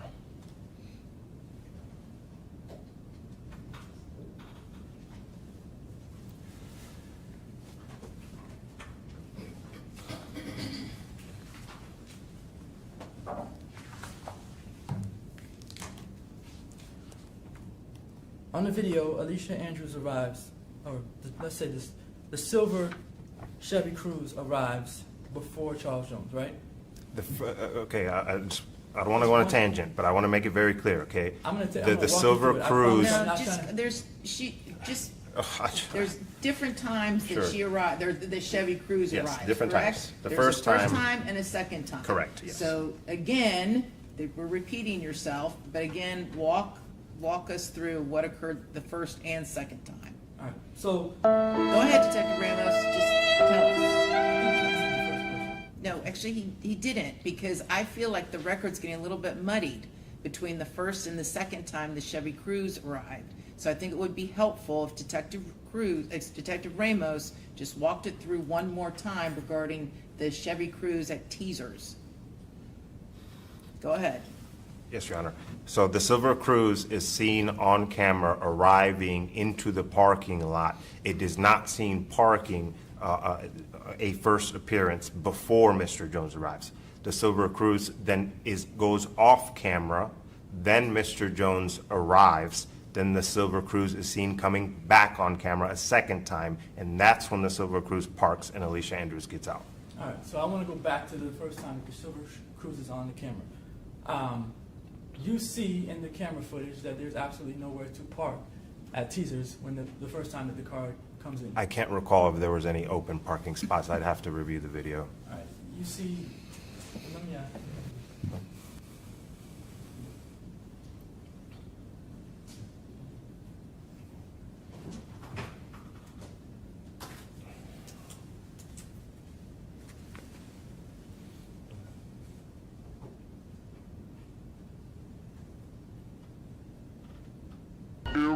Lady Justice is blind. Everybody can hear.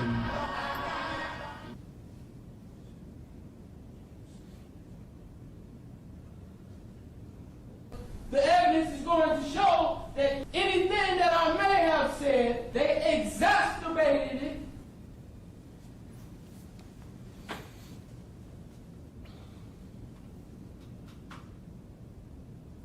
That would be the right front, the right left, excuse me, the right left side. Front. Okay, all right.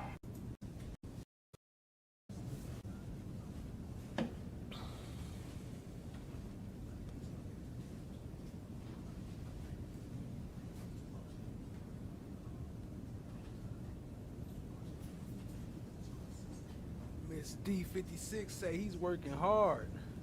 Yeah, he putting it in. I ain't mad at him. Ali said, don't forget to hit that like and subscribe button and share it with a friend, with a homie or two. Daniel Berry Sports Highlight, what up, though? Chamar Black is golden, what up, though? Appreciate you doing it. Sunshine in the building, what up, Sunshine? Welcome to the family.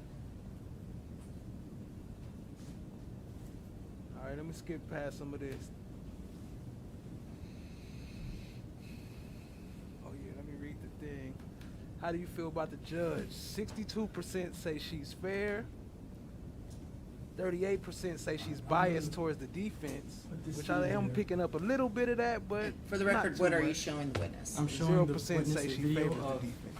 the camera angle that points to the back of Teasers. The screen's locked.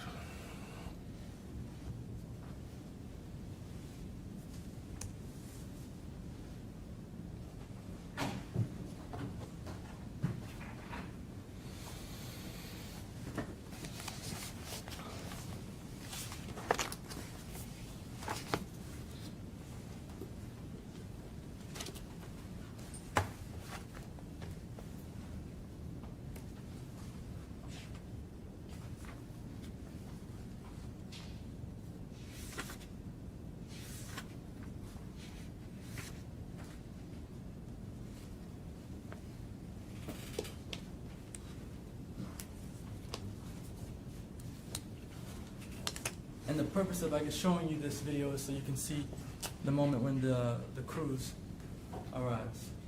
You can just let us know when you see it.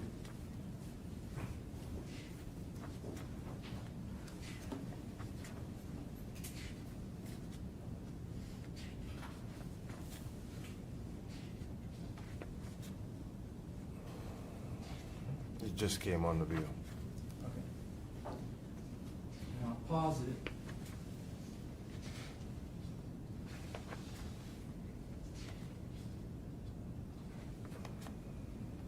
So, could you tell the court what time on the, and we'll get into what the difference in the time discrepancies and whatnot. Could you tell the court what time you see on the video? The timestamp is 2:10:28, and the video is approximately 7 minutes and 23 seconds slow, so the correct time would have been closer to 2:18. Okay. All right, and that's when the Silver Chevy Cruise first arrives. This first visible on camera, correct? Right. And from that camera angle that you see there, the parking lot is full. Correct. There's not a space to park. That's what it appears, yes. There's actually even a line inside the, like somewhat of a line inside the parking lot area. There appears to be several vehicles that are not parked that are running, yes. All right. So after this, the Silver Chevy Cruise goes off camera. Correct. You don't know where it goes exactly. No. Does it leave the area? No. All right. And then it comes back on camera at another point in time. Correct. And you know at what time it comes back on camera? I can't recall the exact timestamp. All right. When it comes back on the camera, does it pass by the back of the club or the front of the club? I believe it enters the same way it entered the first time. All right.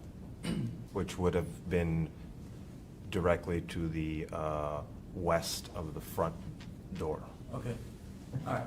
And when they finally come back, the Silver Cruise comes back, there's a parking lot, a spot. Correct. All right. And they park in that parking spot? Correct. It's like, is it the only parking spot in that lot? We'd have to forward to that spot because I can't recall if there was more open spots.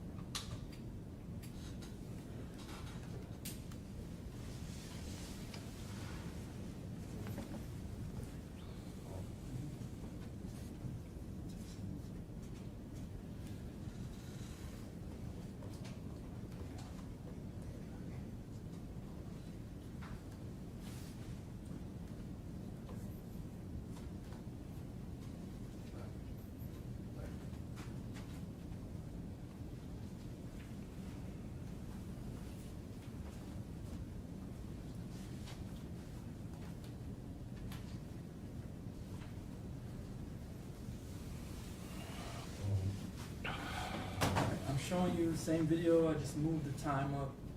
I'll let you read the time into the record. Sure.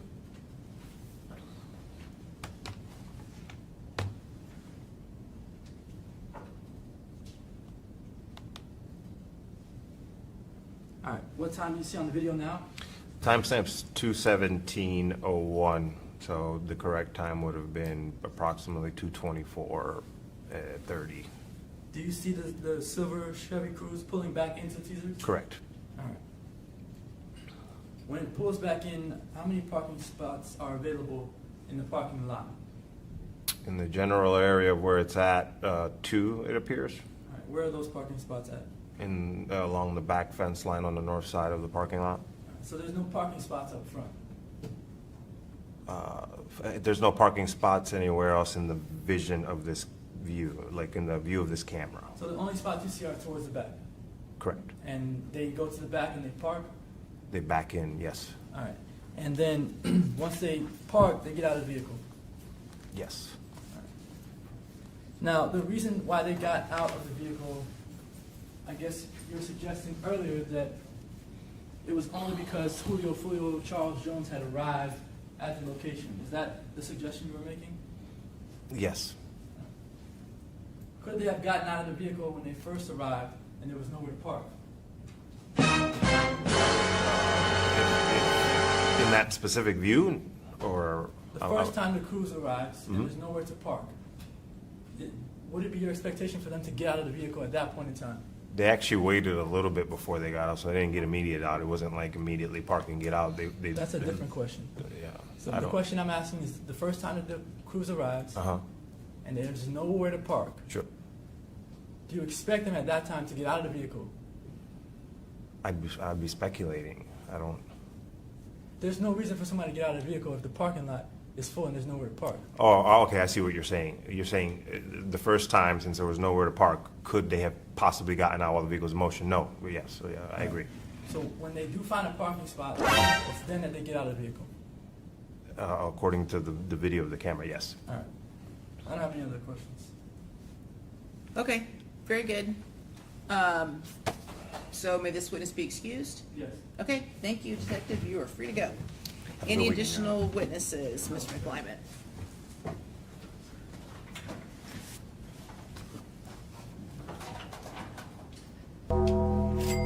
The absence of evidence is not the evidence of absence.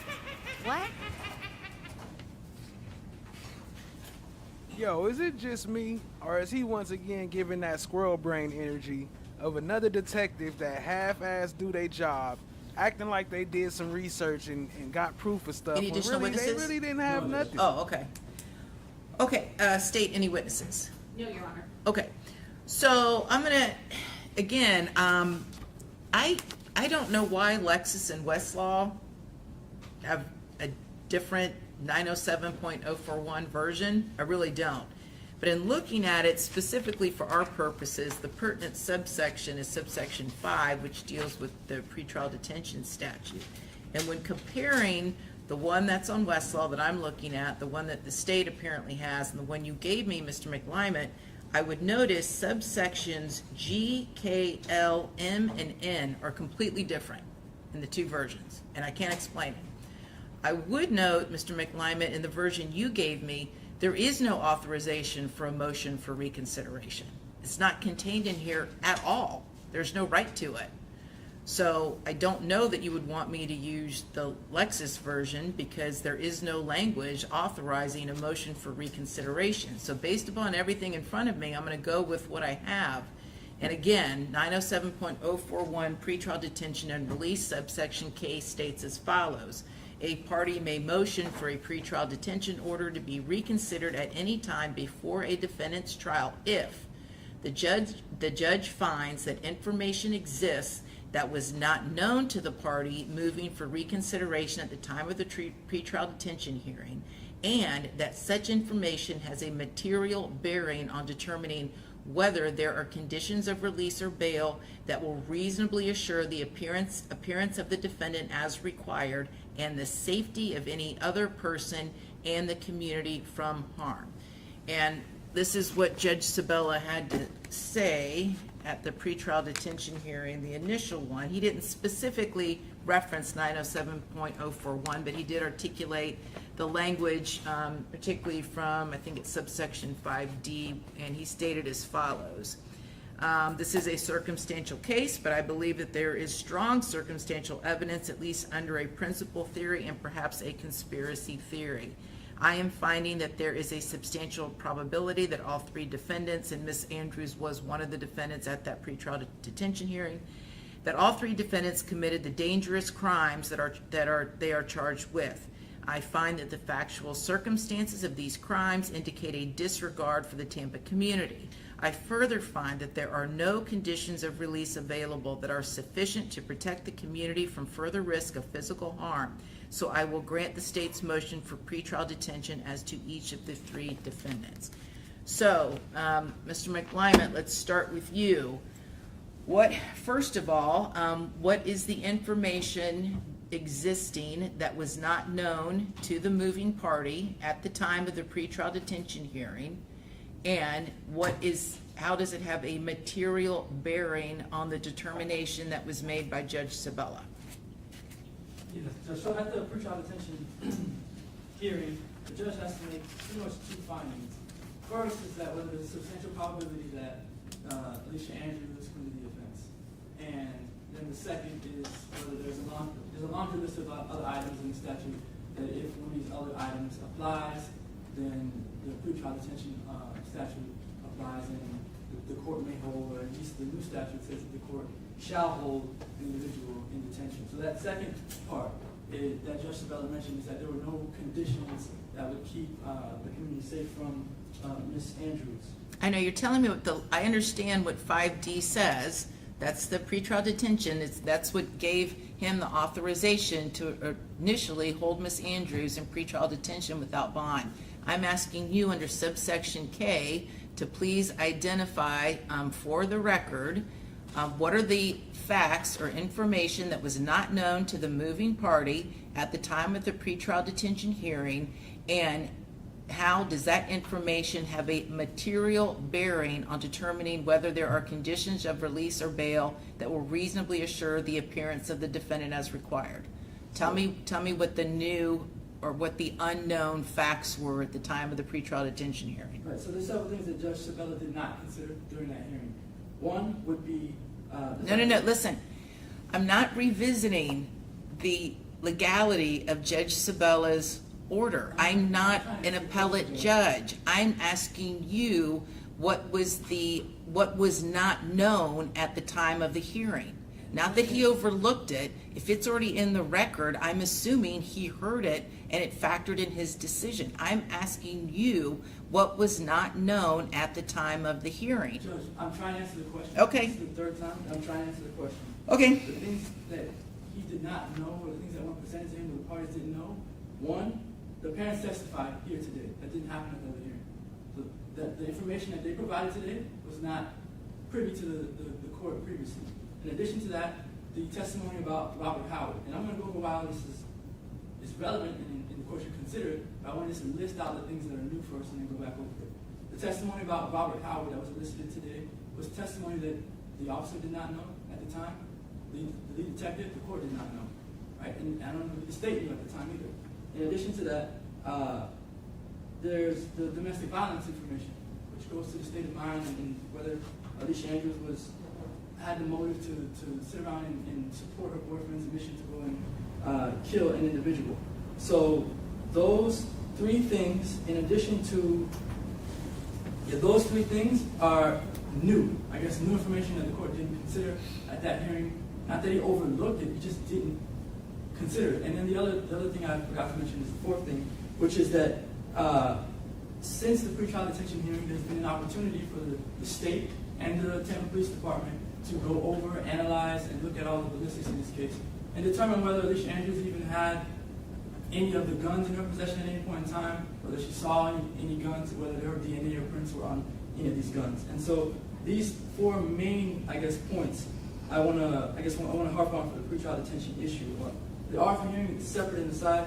I'll make some arguments about that after, but I think it's relevant to the court, and I think it's pertinent here for the court to consider these four different things because they all weigh in favor of Alicia Andrews. And why do they weigh in favor of Alicia Andrews? Because they all show that she had no motive, that she had no knowledge of what was going on, and that she was a person that was just really tagging along. And again, Robert Howard, I'll start from Robert Howard. He is a member, according to the state, of 6 Block, this rival gang. Alicia only knows that Robert Howard is talking to her boyfriend, who's supposed to be in a rival gang, through her phone on FaceTime, several times for hours on end. So the state paints a picture. The theory of prosecution is that, hey, why would Alicia Andrews drive from Jacksonville to Tampa if she knew that her boyfriend was at odds with 6 Block and with the members of 6 Block? Why would she do that? Alicia Andrews did not know that her boyfriend was at odds with 6 Block. I mean, from the evidence, it appears that her boyfriend and members of 6 Block were friends. That her boyfriend was using her phone to FaceTime Charles Jones' best friend at the time of his murder, leading up to his murder, and weeks and months before that. So from Alicia Andrews' standpoint, she has no idea that the Murphy brothers are even coming to Tampa.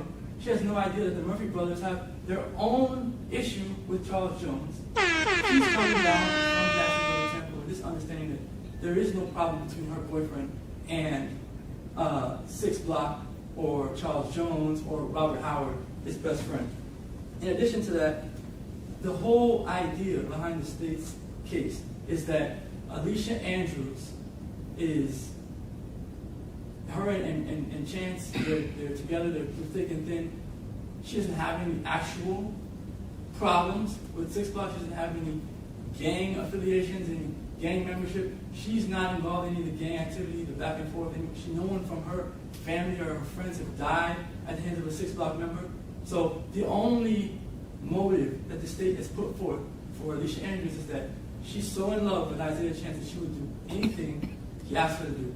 That she would follow behind him, do this, do that, and she would even go as far as helping him to plot a murder. The evidence from the hearing that was not considered or known to the court before is that Alicia Andrews was being abused by her boyfriend at the time, abused by Isaiah Chance, and that this relationship that the state paints, this fairy tale relationship that they paint, is not accurate. And no matter how much the state wants to say that the friends didn't call the police, they didn't get involved, these things happened to Alicia Andrews. There's proof of it. We didn't make up text messages from the past. We didn't make up photographs, and we didn't pull a witness in here to perjure herself. These things actually happened, and they were happening right up until the incident of this case.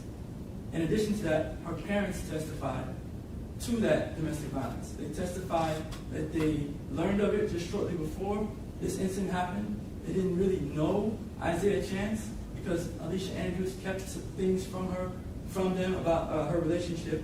And they testified, which is important, to talk about the environment that Alicia Andrews will be going back into if she's released. She has 2 families, a mother, a stepfather, a biological father, and a stepmother. 2 homes in Jacksonville, separate and apart from anything to do with Isaiah Chance. She does not live with him. She never lived with him.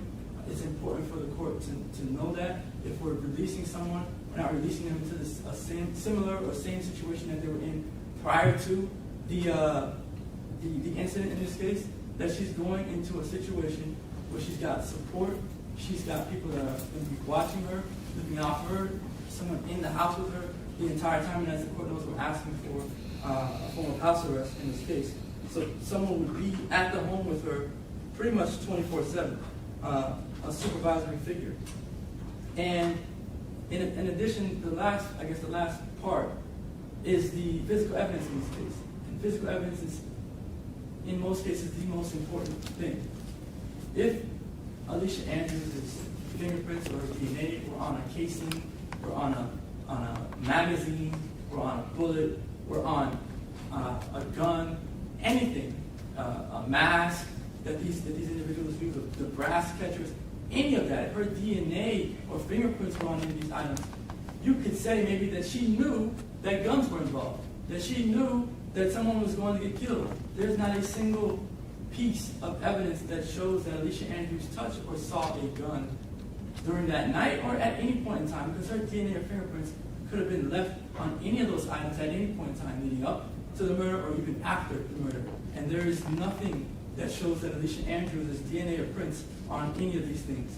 So those are the things that I guess the court is allowing me to argue at this hearing. Of course, again, the defense's position is that we filed a motion for an Arthur hearing as well, and that we should have been and should be allowed to get into much more than what we were allowed to get into today.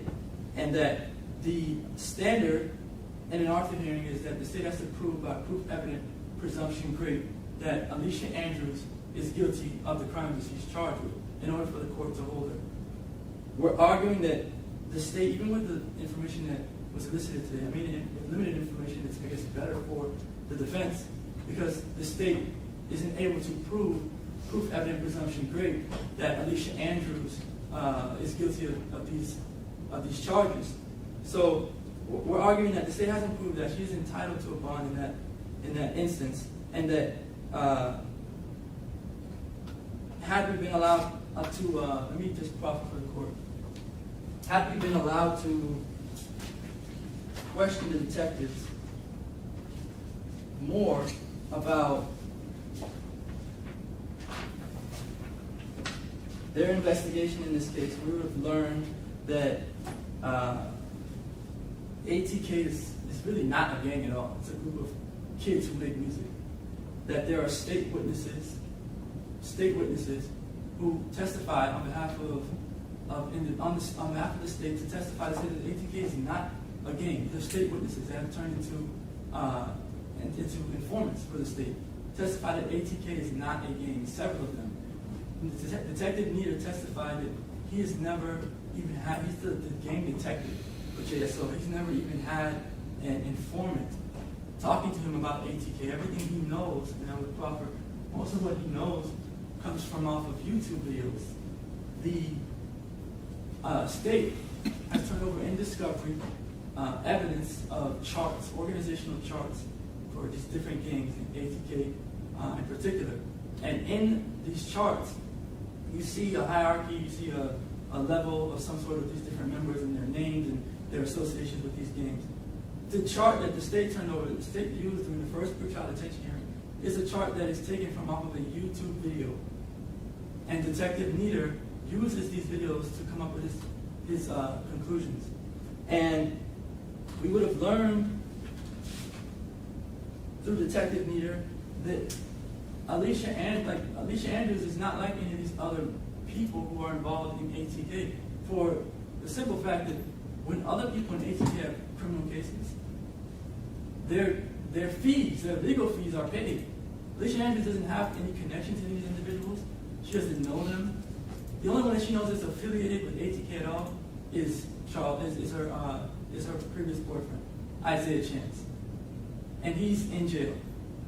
And he's not, I don't think he's getting out right now.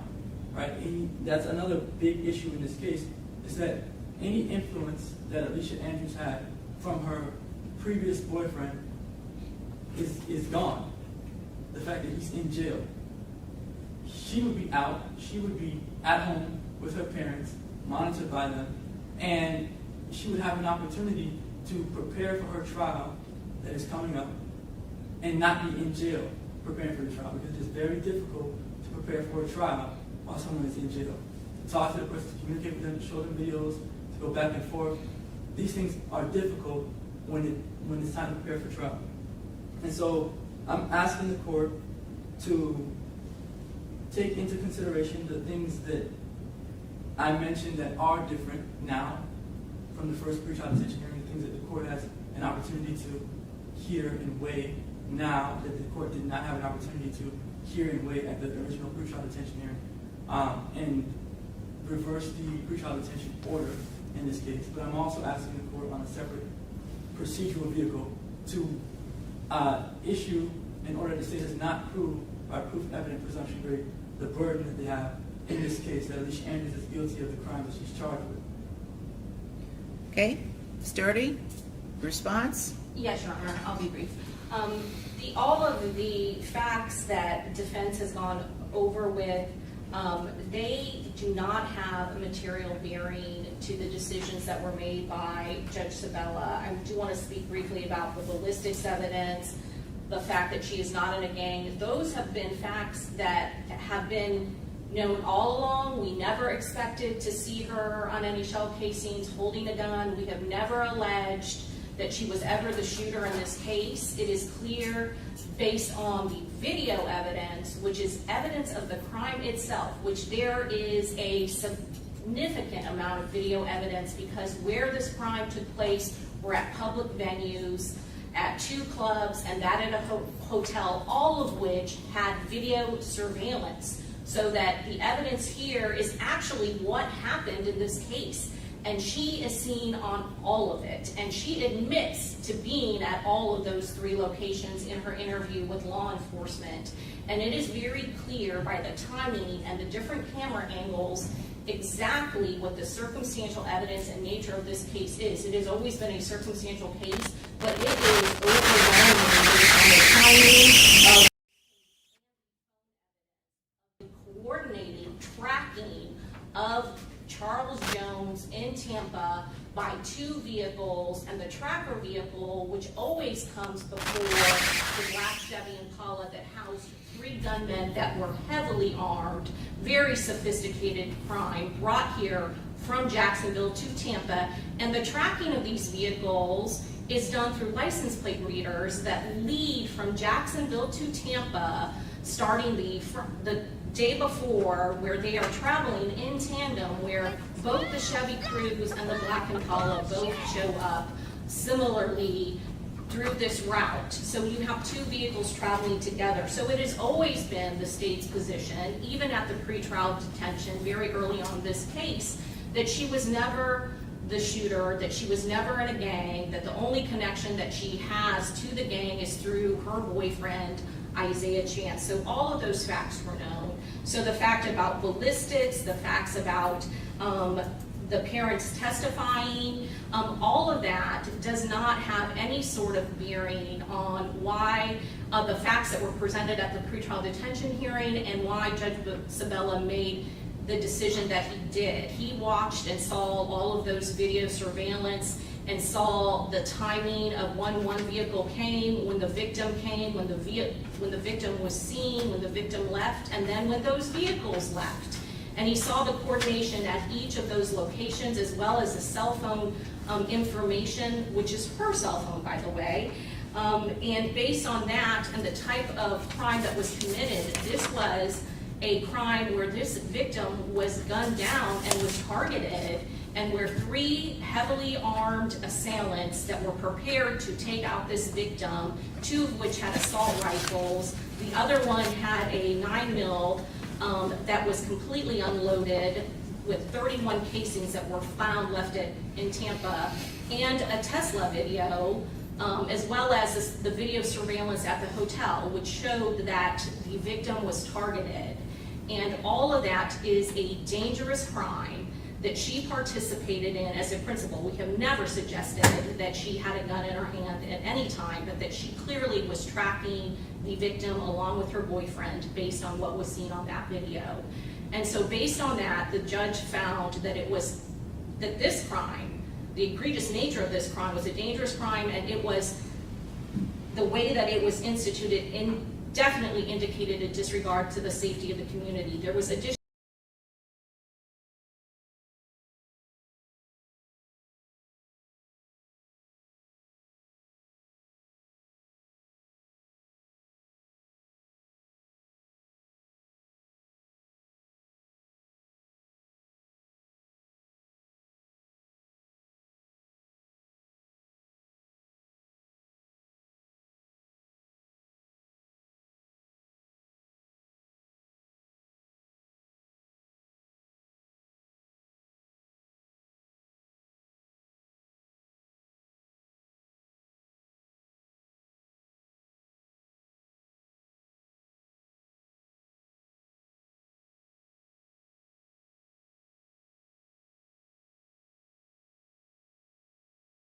testimony that there were guests staying at that hotel, that bullets went into those guest rooms. There were 2 guests, in fact, where families had been staying. I'm familiar with the facts, Ms. Doherty. We need to just stick to, listen, Mr. McClymonds raised 4 points that he said were not known. One is the ballistics. However, there was no ballistic evidence, I don't believe, that was presented, so that's nothing. Ballistics did not play a part in Judge Sabella's decision because there was no ballistic testing done at that time and there was no evidence introduced as to that. The information regarding Ms. Andrews being a victim of domestic violence, that is new.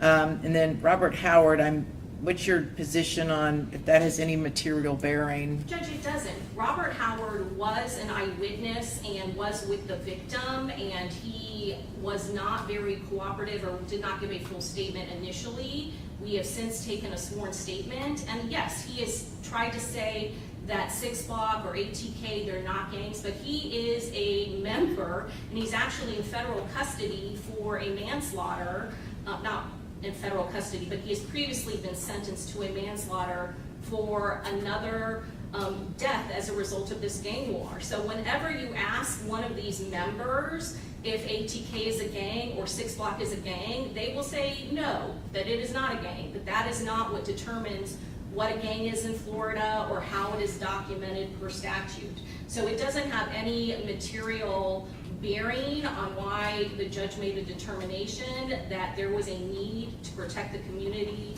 and that holding her that there were no reasonable means to, or no reasonable conditions of release to adequately protect the community. It has no relevance or bearing on that whatsoever. The domestic violence judge, obviously, we're not contesting that that happened. Domestic violence should be prosecuted wherever and whenever it happens. She has never reported it. There was nothing ever that we could find to corroborate or not corroborate it until they listed witnesses.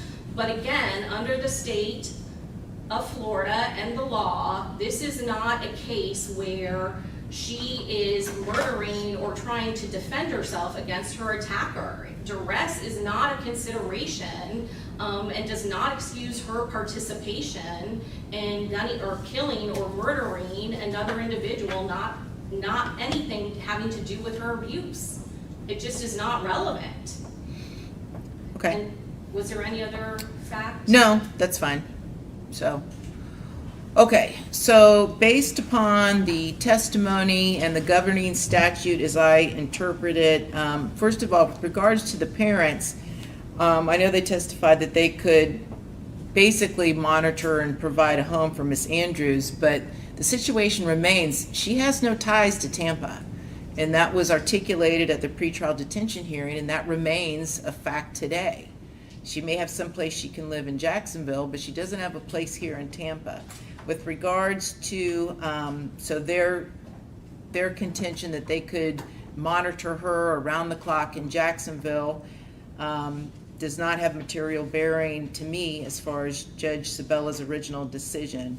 The testimony of Robert Howard and the lack of ballistics or fingerprint or DNA, as well as the domestic violence information, again, I find those do not have a material bearing, and therefore I'm going to deny the defendant's motion for reconsideration for release pursuant to 907.041, the pretrial detention statute. Now, if you would like to make your Arthur argument, please do. Well, on the pretrial detention issue, so you mentioned that the fact that Alicia has family in Jacksonville does not, I guess, quell the court's concerns about Judge Sabella's order from the pretrial detention hearing. Well, it's just, it's a one of a number of factors that don't. It's You mentioned it, so I want to just... That's fine. Go ahead. Judge Sabella, in his order, did not say that he made any factual findings that Miss Andrews was a flight risk. What his order says is that I find that the factual circumstances of these crimes indicate a disregard for the Tampa community. So if she's at home in Jacksonville, then his factual findings of her being in Jacksonville would be fine. And then he further says, I further find that there are no conditions of release available that are sufficient to protect the community from risk of physical harm, not to prevent her from, or to keep her from coming back to court. And there's a distinction there, a clear distinction, because he could have made a factual finding that he says, or that he believes that there's no condition that could have her come back to court. And he didn't make that finding. And so when I discuss, or when we bring up the evidence about the parents being in Jacksonville, that doesn't negate anything that, or it doesn't harm Alicia Andrews in relation to what Judge Sabella issued during the ruling he issued during his pretrial detention. Again, I find it does not have a material bearing on Judge Sabella's initial ruling. So do you want to make your argument for the record with regards to the Arthur factors? Well, I made the argument with the Arthur factors, Judge. Earlier. Okay, so you rely upon the record for that. Okay. Very good. Okay, so we are concluded, and Ms. Andrews will remain held in custody pursuant to the pretrial detention statute. And is there any reason we need to get together before jury selection you all can think of? I mean, I might file a motion for like a more specific exhibit list. Okay. Whatever you do, please just do it sooner as opposed to later. So if you need to get back before me, it's fine. I'm heading into a death penalty case starting September 24th, so my calendar is going to get very tight quickly. So if we... Judge, I had that ready, so that's something that I may make some amendments to that, but I certainly can give him those things. Okay, very good. Okay, we're concluded. Thank you. Court adjourned.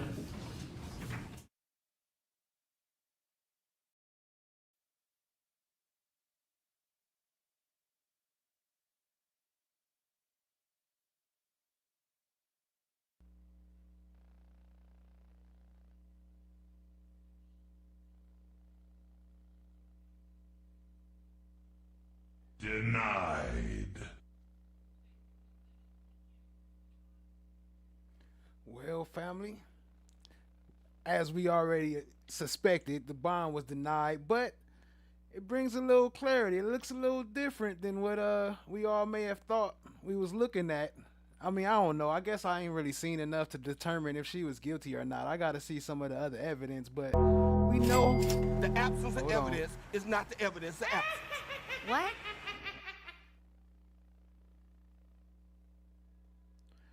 we already know how they operate, how they do their investigations. They just put stuff together that don't even be matching, don't even be making sense. Just because somebody knows somebody, connected with somebody, they just automatically assume that, you know, you guilty in the matter. So I don't know. We'll have to see. It's not over yet. I got a couple clips I'm gonna play before we get up out of here, just to help us get a little bit caught up. Just some quick short clips, and appreciate y'all. Hit that like, hit that subscribe, tap in, share with a friend, show our sponsors some love. Shout out to Ali, Chat Black is golden as always, and much love, much love. Let's keep it rolling. Let's see, I got something else for you though. Let me pull it on up. Don't forget to hit that like, hit that subscribe.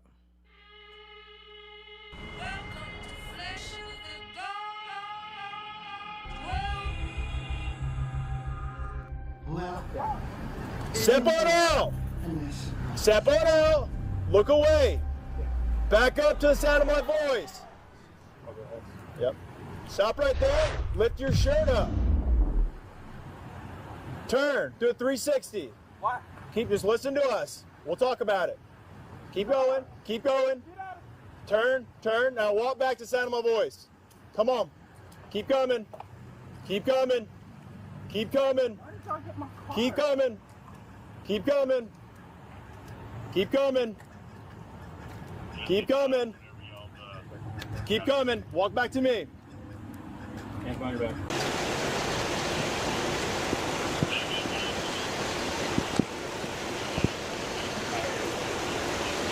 Anytime Fitness, it was at 413 is when that thing was.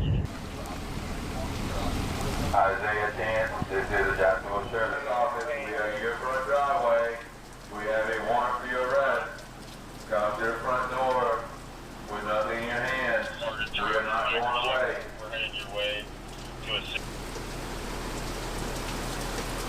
Hands up! Come on out, put your hands up.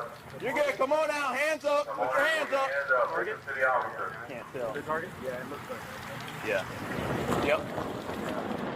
Put your hands up! Listen, Put your hands in the air. Hands up! Hands in the air. Hands in the air. All right. Stop. Stop.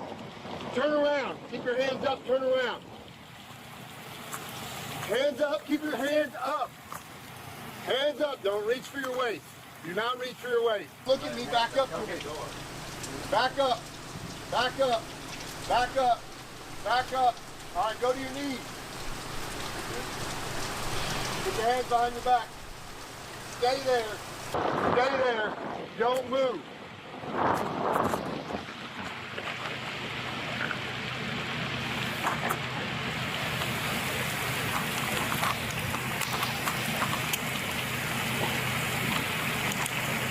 Isaiah? Isaiah? Stand up.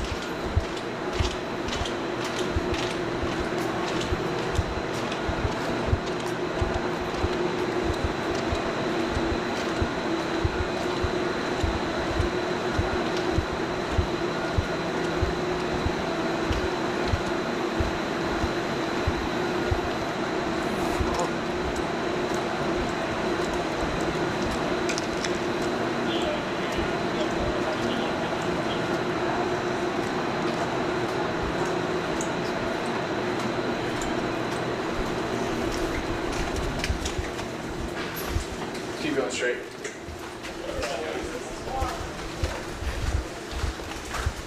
Remain seated in order for the common sense. Good morning, everyone. Have a seat. All right. Are we anticipating anyone appearing via Zoom? Okay. All right. Very good. Hi, guys. Okay. Thank you. All right. And Mr. Chance is where? Okay. Good morning. And then Sean Gathright. Good morning, Your Honor. Attorney Michelle Rayner on behalf of Mr. Gathright. He's present, and then Bob Shaw. Okay. And are you Mr. Gathright? Okay. Good morning. All right. So we're here for arraignment, and have you all entered written notices already? Yes, Your Honor. Okay. Very good. So I guess the question is, at this point, do you know if you're waiving speedy trial or not? And you can remain seated. You're fine. You don't have to keep hopping up and down. Yes, Your Honor. Once again, for the record, Attorney Michelle Rayner on behalf of Mr. Gathright, I, at this point, will be waiving speedy trial on behalf of my client. Okay. And on behalf of Ms. Andrews, I'll stand just because the podium's in my way. We yet have not made a decision. We would like to review discovery and discuss that with Ms. Andrews prior to making that decision. Okay. And Mr. Petraeus? Yes, Your Honor. We will waive speedy trial on behalf of Mr. Chance. Okay. And then there is a fourth co-defendant that is currently incarcerated up in Duval County. Is that correct? That's correct, Your Honor. And what's the status with that defendant? The defendant, Mr. Murphy, had pending charges in Duval County. Those charges have since resolved, and he should be transported to Hillsborough shortly. Okay. Do we know when? We do not have an anticipated date of transportation. Okay. And so has he been arrested on the outstanding? I'm assuming there was an outstanding warrant from Hillsborough. The most recent outstanding case when the indictment was filed was executed. Okay. So speedy's running for him. Yes, Your Honor. Okay. All right. So have you all? So you don't know yet exactly when he's being transported back? We do not, Your Honor. Okay. Do you know what his next court date is in Duval County? As of Friday, the pending charges he had in Duval County had been no filed, so we anticipate that it will be shortly within the next few weeks. Okay. So, when does speedy run for those that have not yet waived? For Miss Andrews, February 7th, Your Honor. Okay. And for Rashad Murphy, it would be, it should be in February as well. We would have to check the date. But we're looking at exactly, February. but we're also looking at February. Okay. So, Ms. Junker, I'll give you a couple weeks to get whatever discovery you can get, but then I need to know whether or not you're waiving speedy. I understand. Okay. So, I'm going to set a status for the three co-defendants that are here.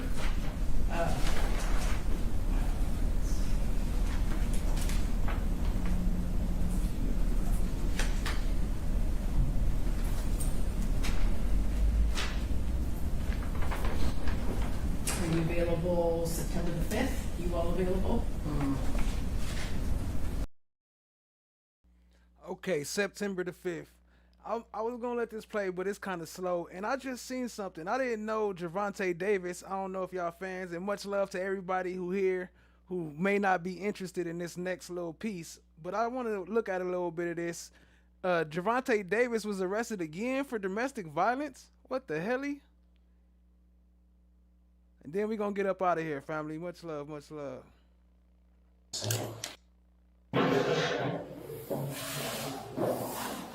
I'm gonna just count your money in front of him for my camera too. Or you wanna leave all your jewelry with him too? No, why? You know that's such a technical thing. Yeah, that's the one. Why then y'all come? You been talking to him. I talked to him 2 days ago. That's a camera song 3 years ago. What the fuck? He said they came for person. You been? I just talked to him 2 days ago. He's like, we don't care for something. We don't try to go to this thing. We came for us all. 1, 2, 3, 4, 5, 6, 7, 8, 9, 10. 1, 2, 3, 4, 5, 6, 7, 8, 9, 10. That's 2. 1, 2, 3, 4, 5, 6, 6,995. What's up, bro? What I say, right here or the chat channel? No, I'm transferring to TGK. Yeah, you go to jail, the regular jail. Yeah. Obviously, you being a high profile person, they do different things. Yeah. But We can bond. He's gonna see a judge tomorrow morning. Yeah. So like, what, 9 o'clock? Ron just told me it's in the now, but can we do it before 9? Can we? Well, no, because he has to see the judge first for a bond, if he even gets a bond. Oh, he told me to get a bond. Well, that's fine. But he probably is, but I'm not gonna tell you he is for sure. And then that 1% doesn't happen. I'm just giving you, you get me? So the judge is gonna want to say for sure, yeah. I don't want to tell you 100% he's gonna get a bond, and then that 1% he doesn't get it. You know what I'm saying? I told him the bond be $1,000. I don't know. It's up to the judge. It's up to the judge to decide. Is that a chain? Yeah. All right. Chain, your phone, your Chanel glasses. Yeah. Let me get all that too.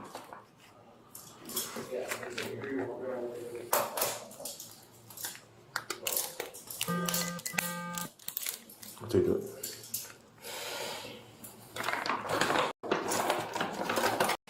Keep that from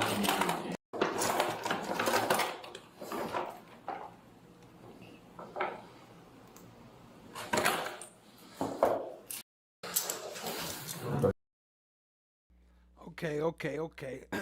So it don't look like it's that much information. I thought it was a full interrogation, but the absence of evidence is not the evidence. What?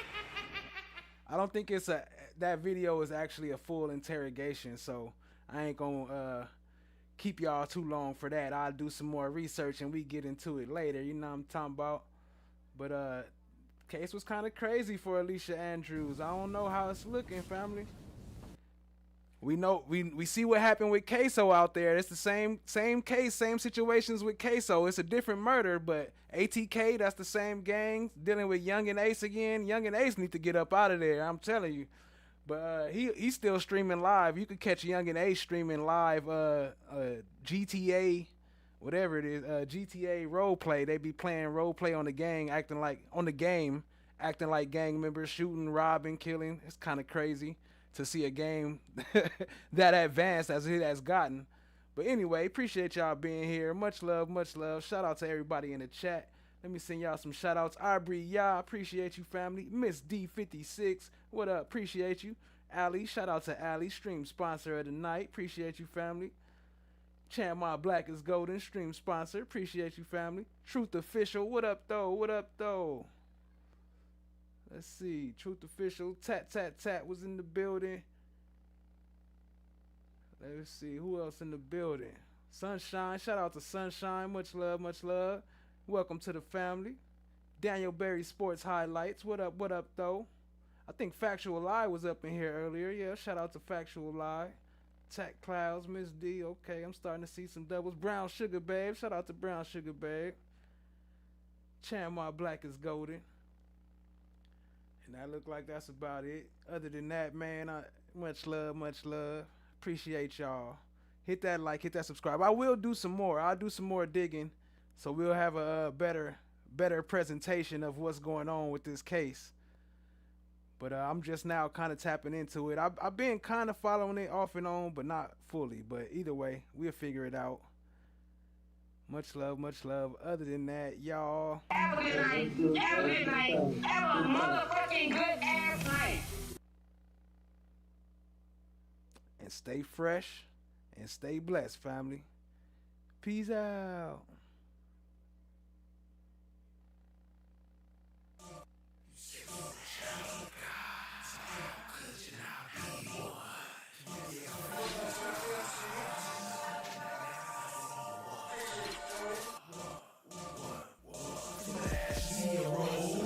%, say the judge is fair.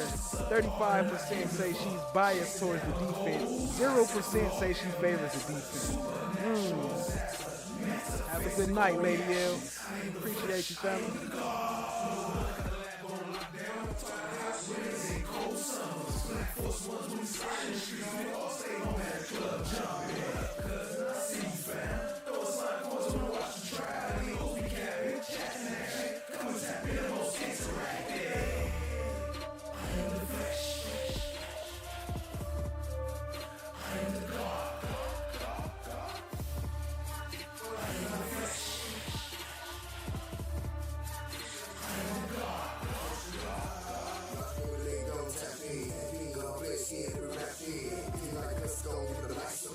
So you shall tell them back in. Pulling up right, boy, to the back.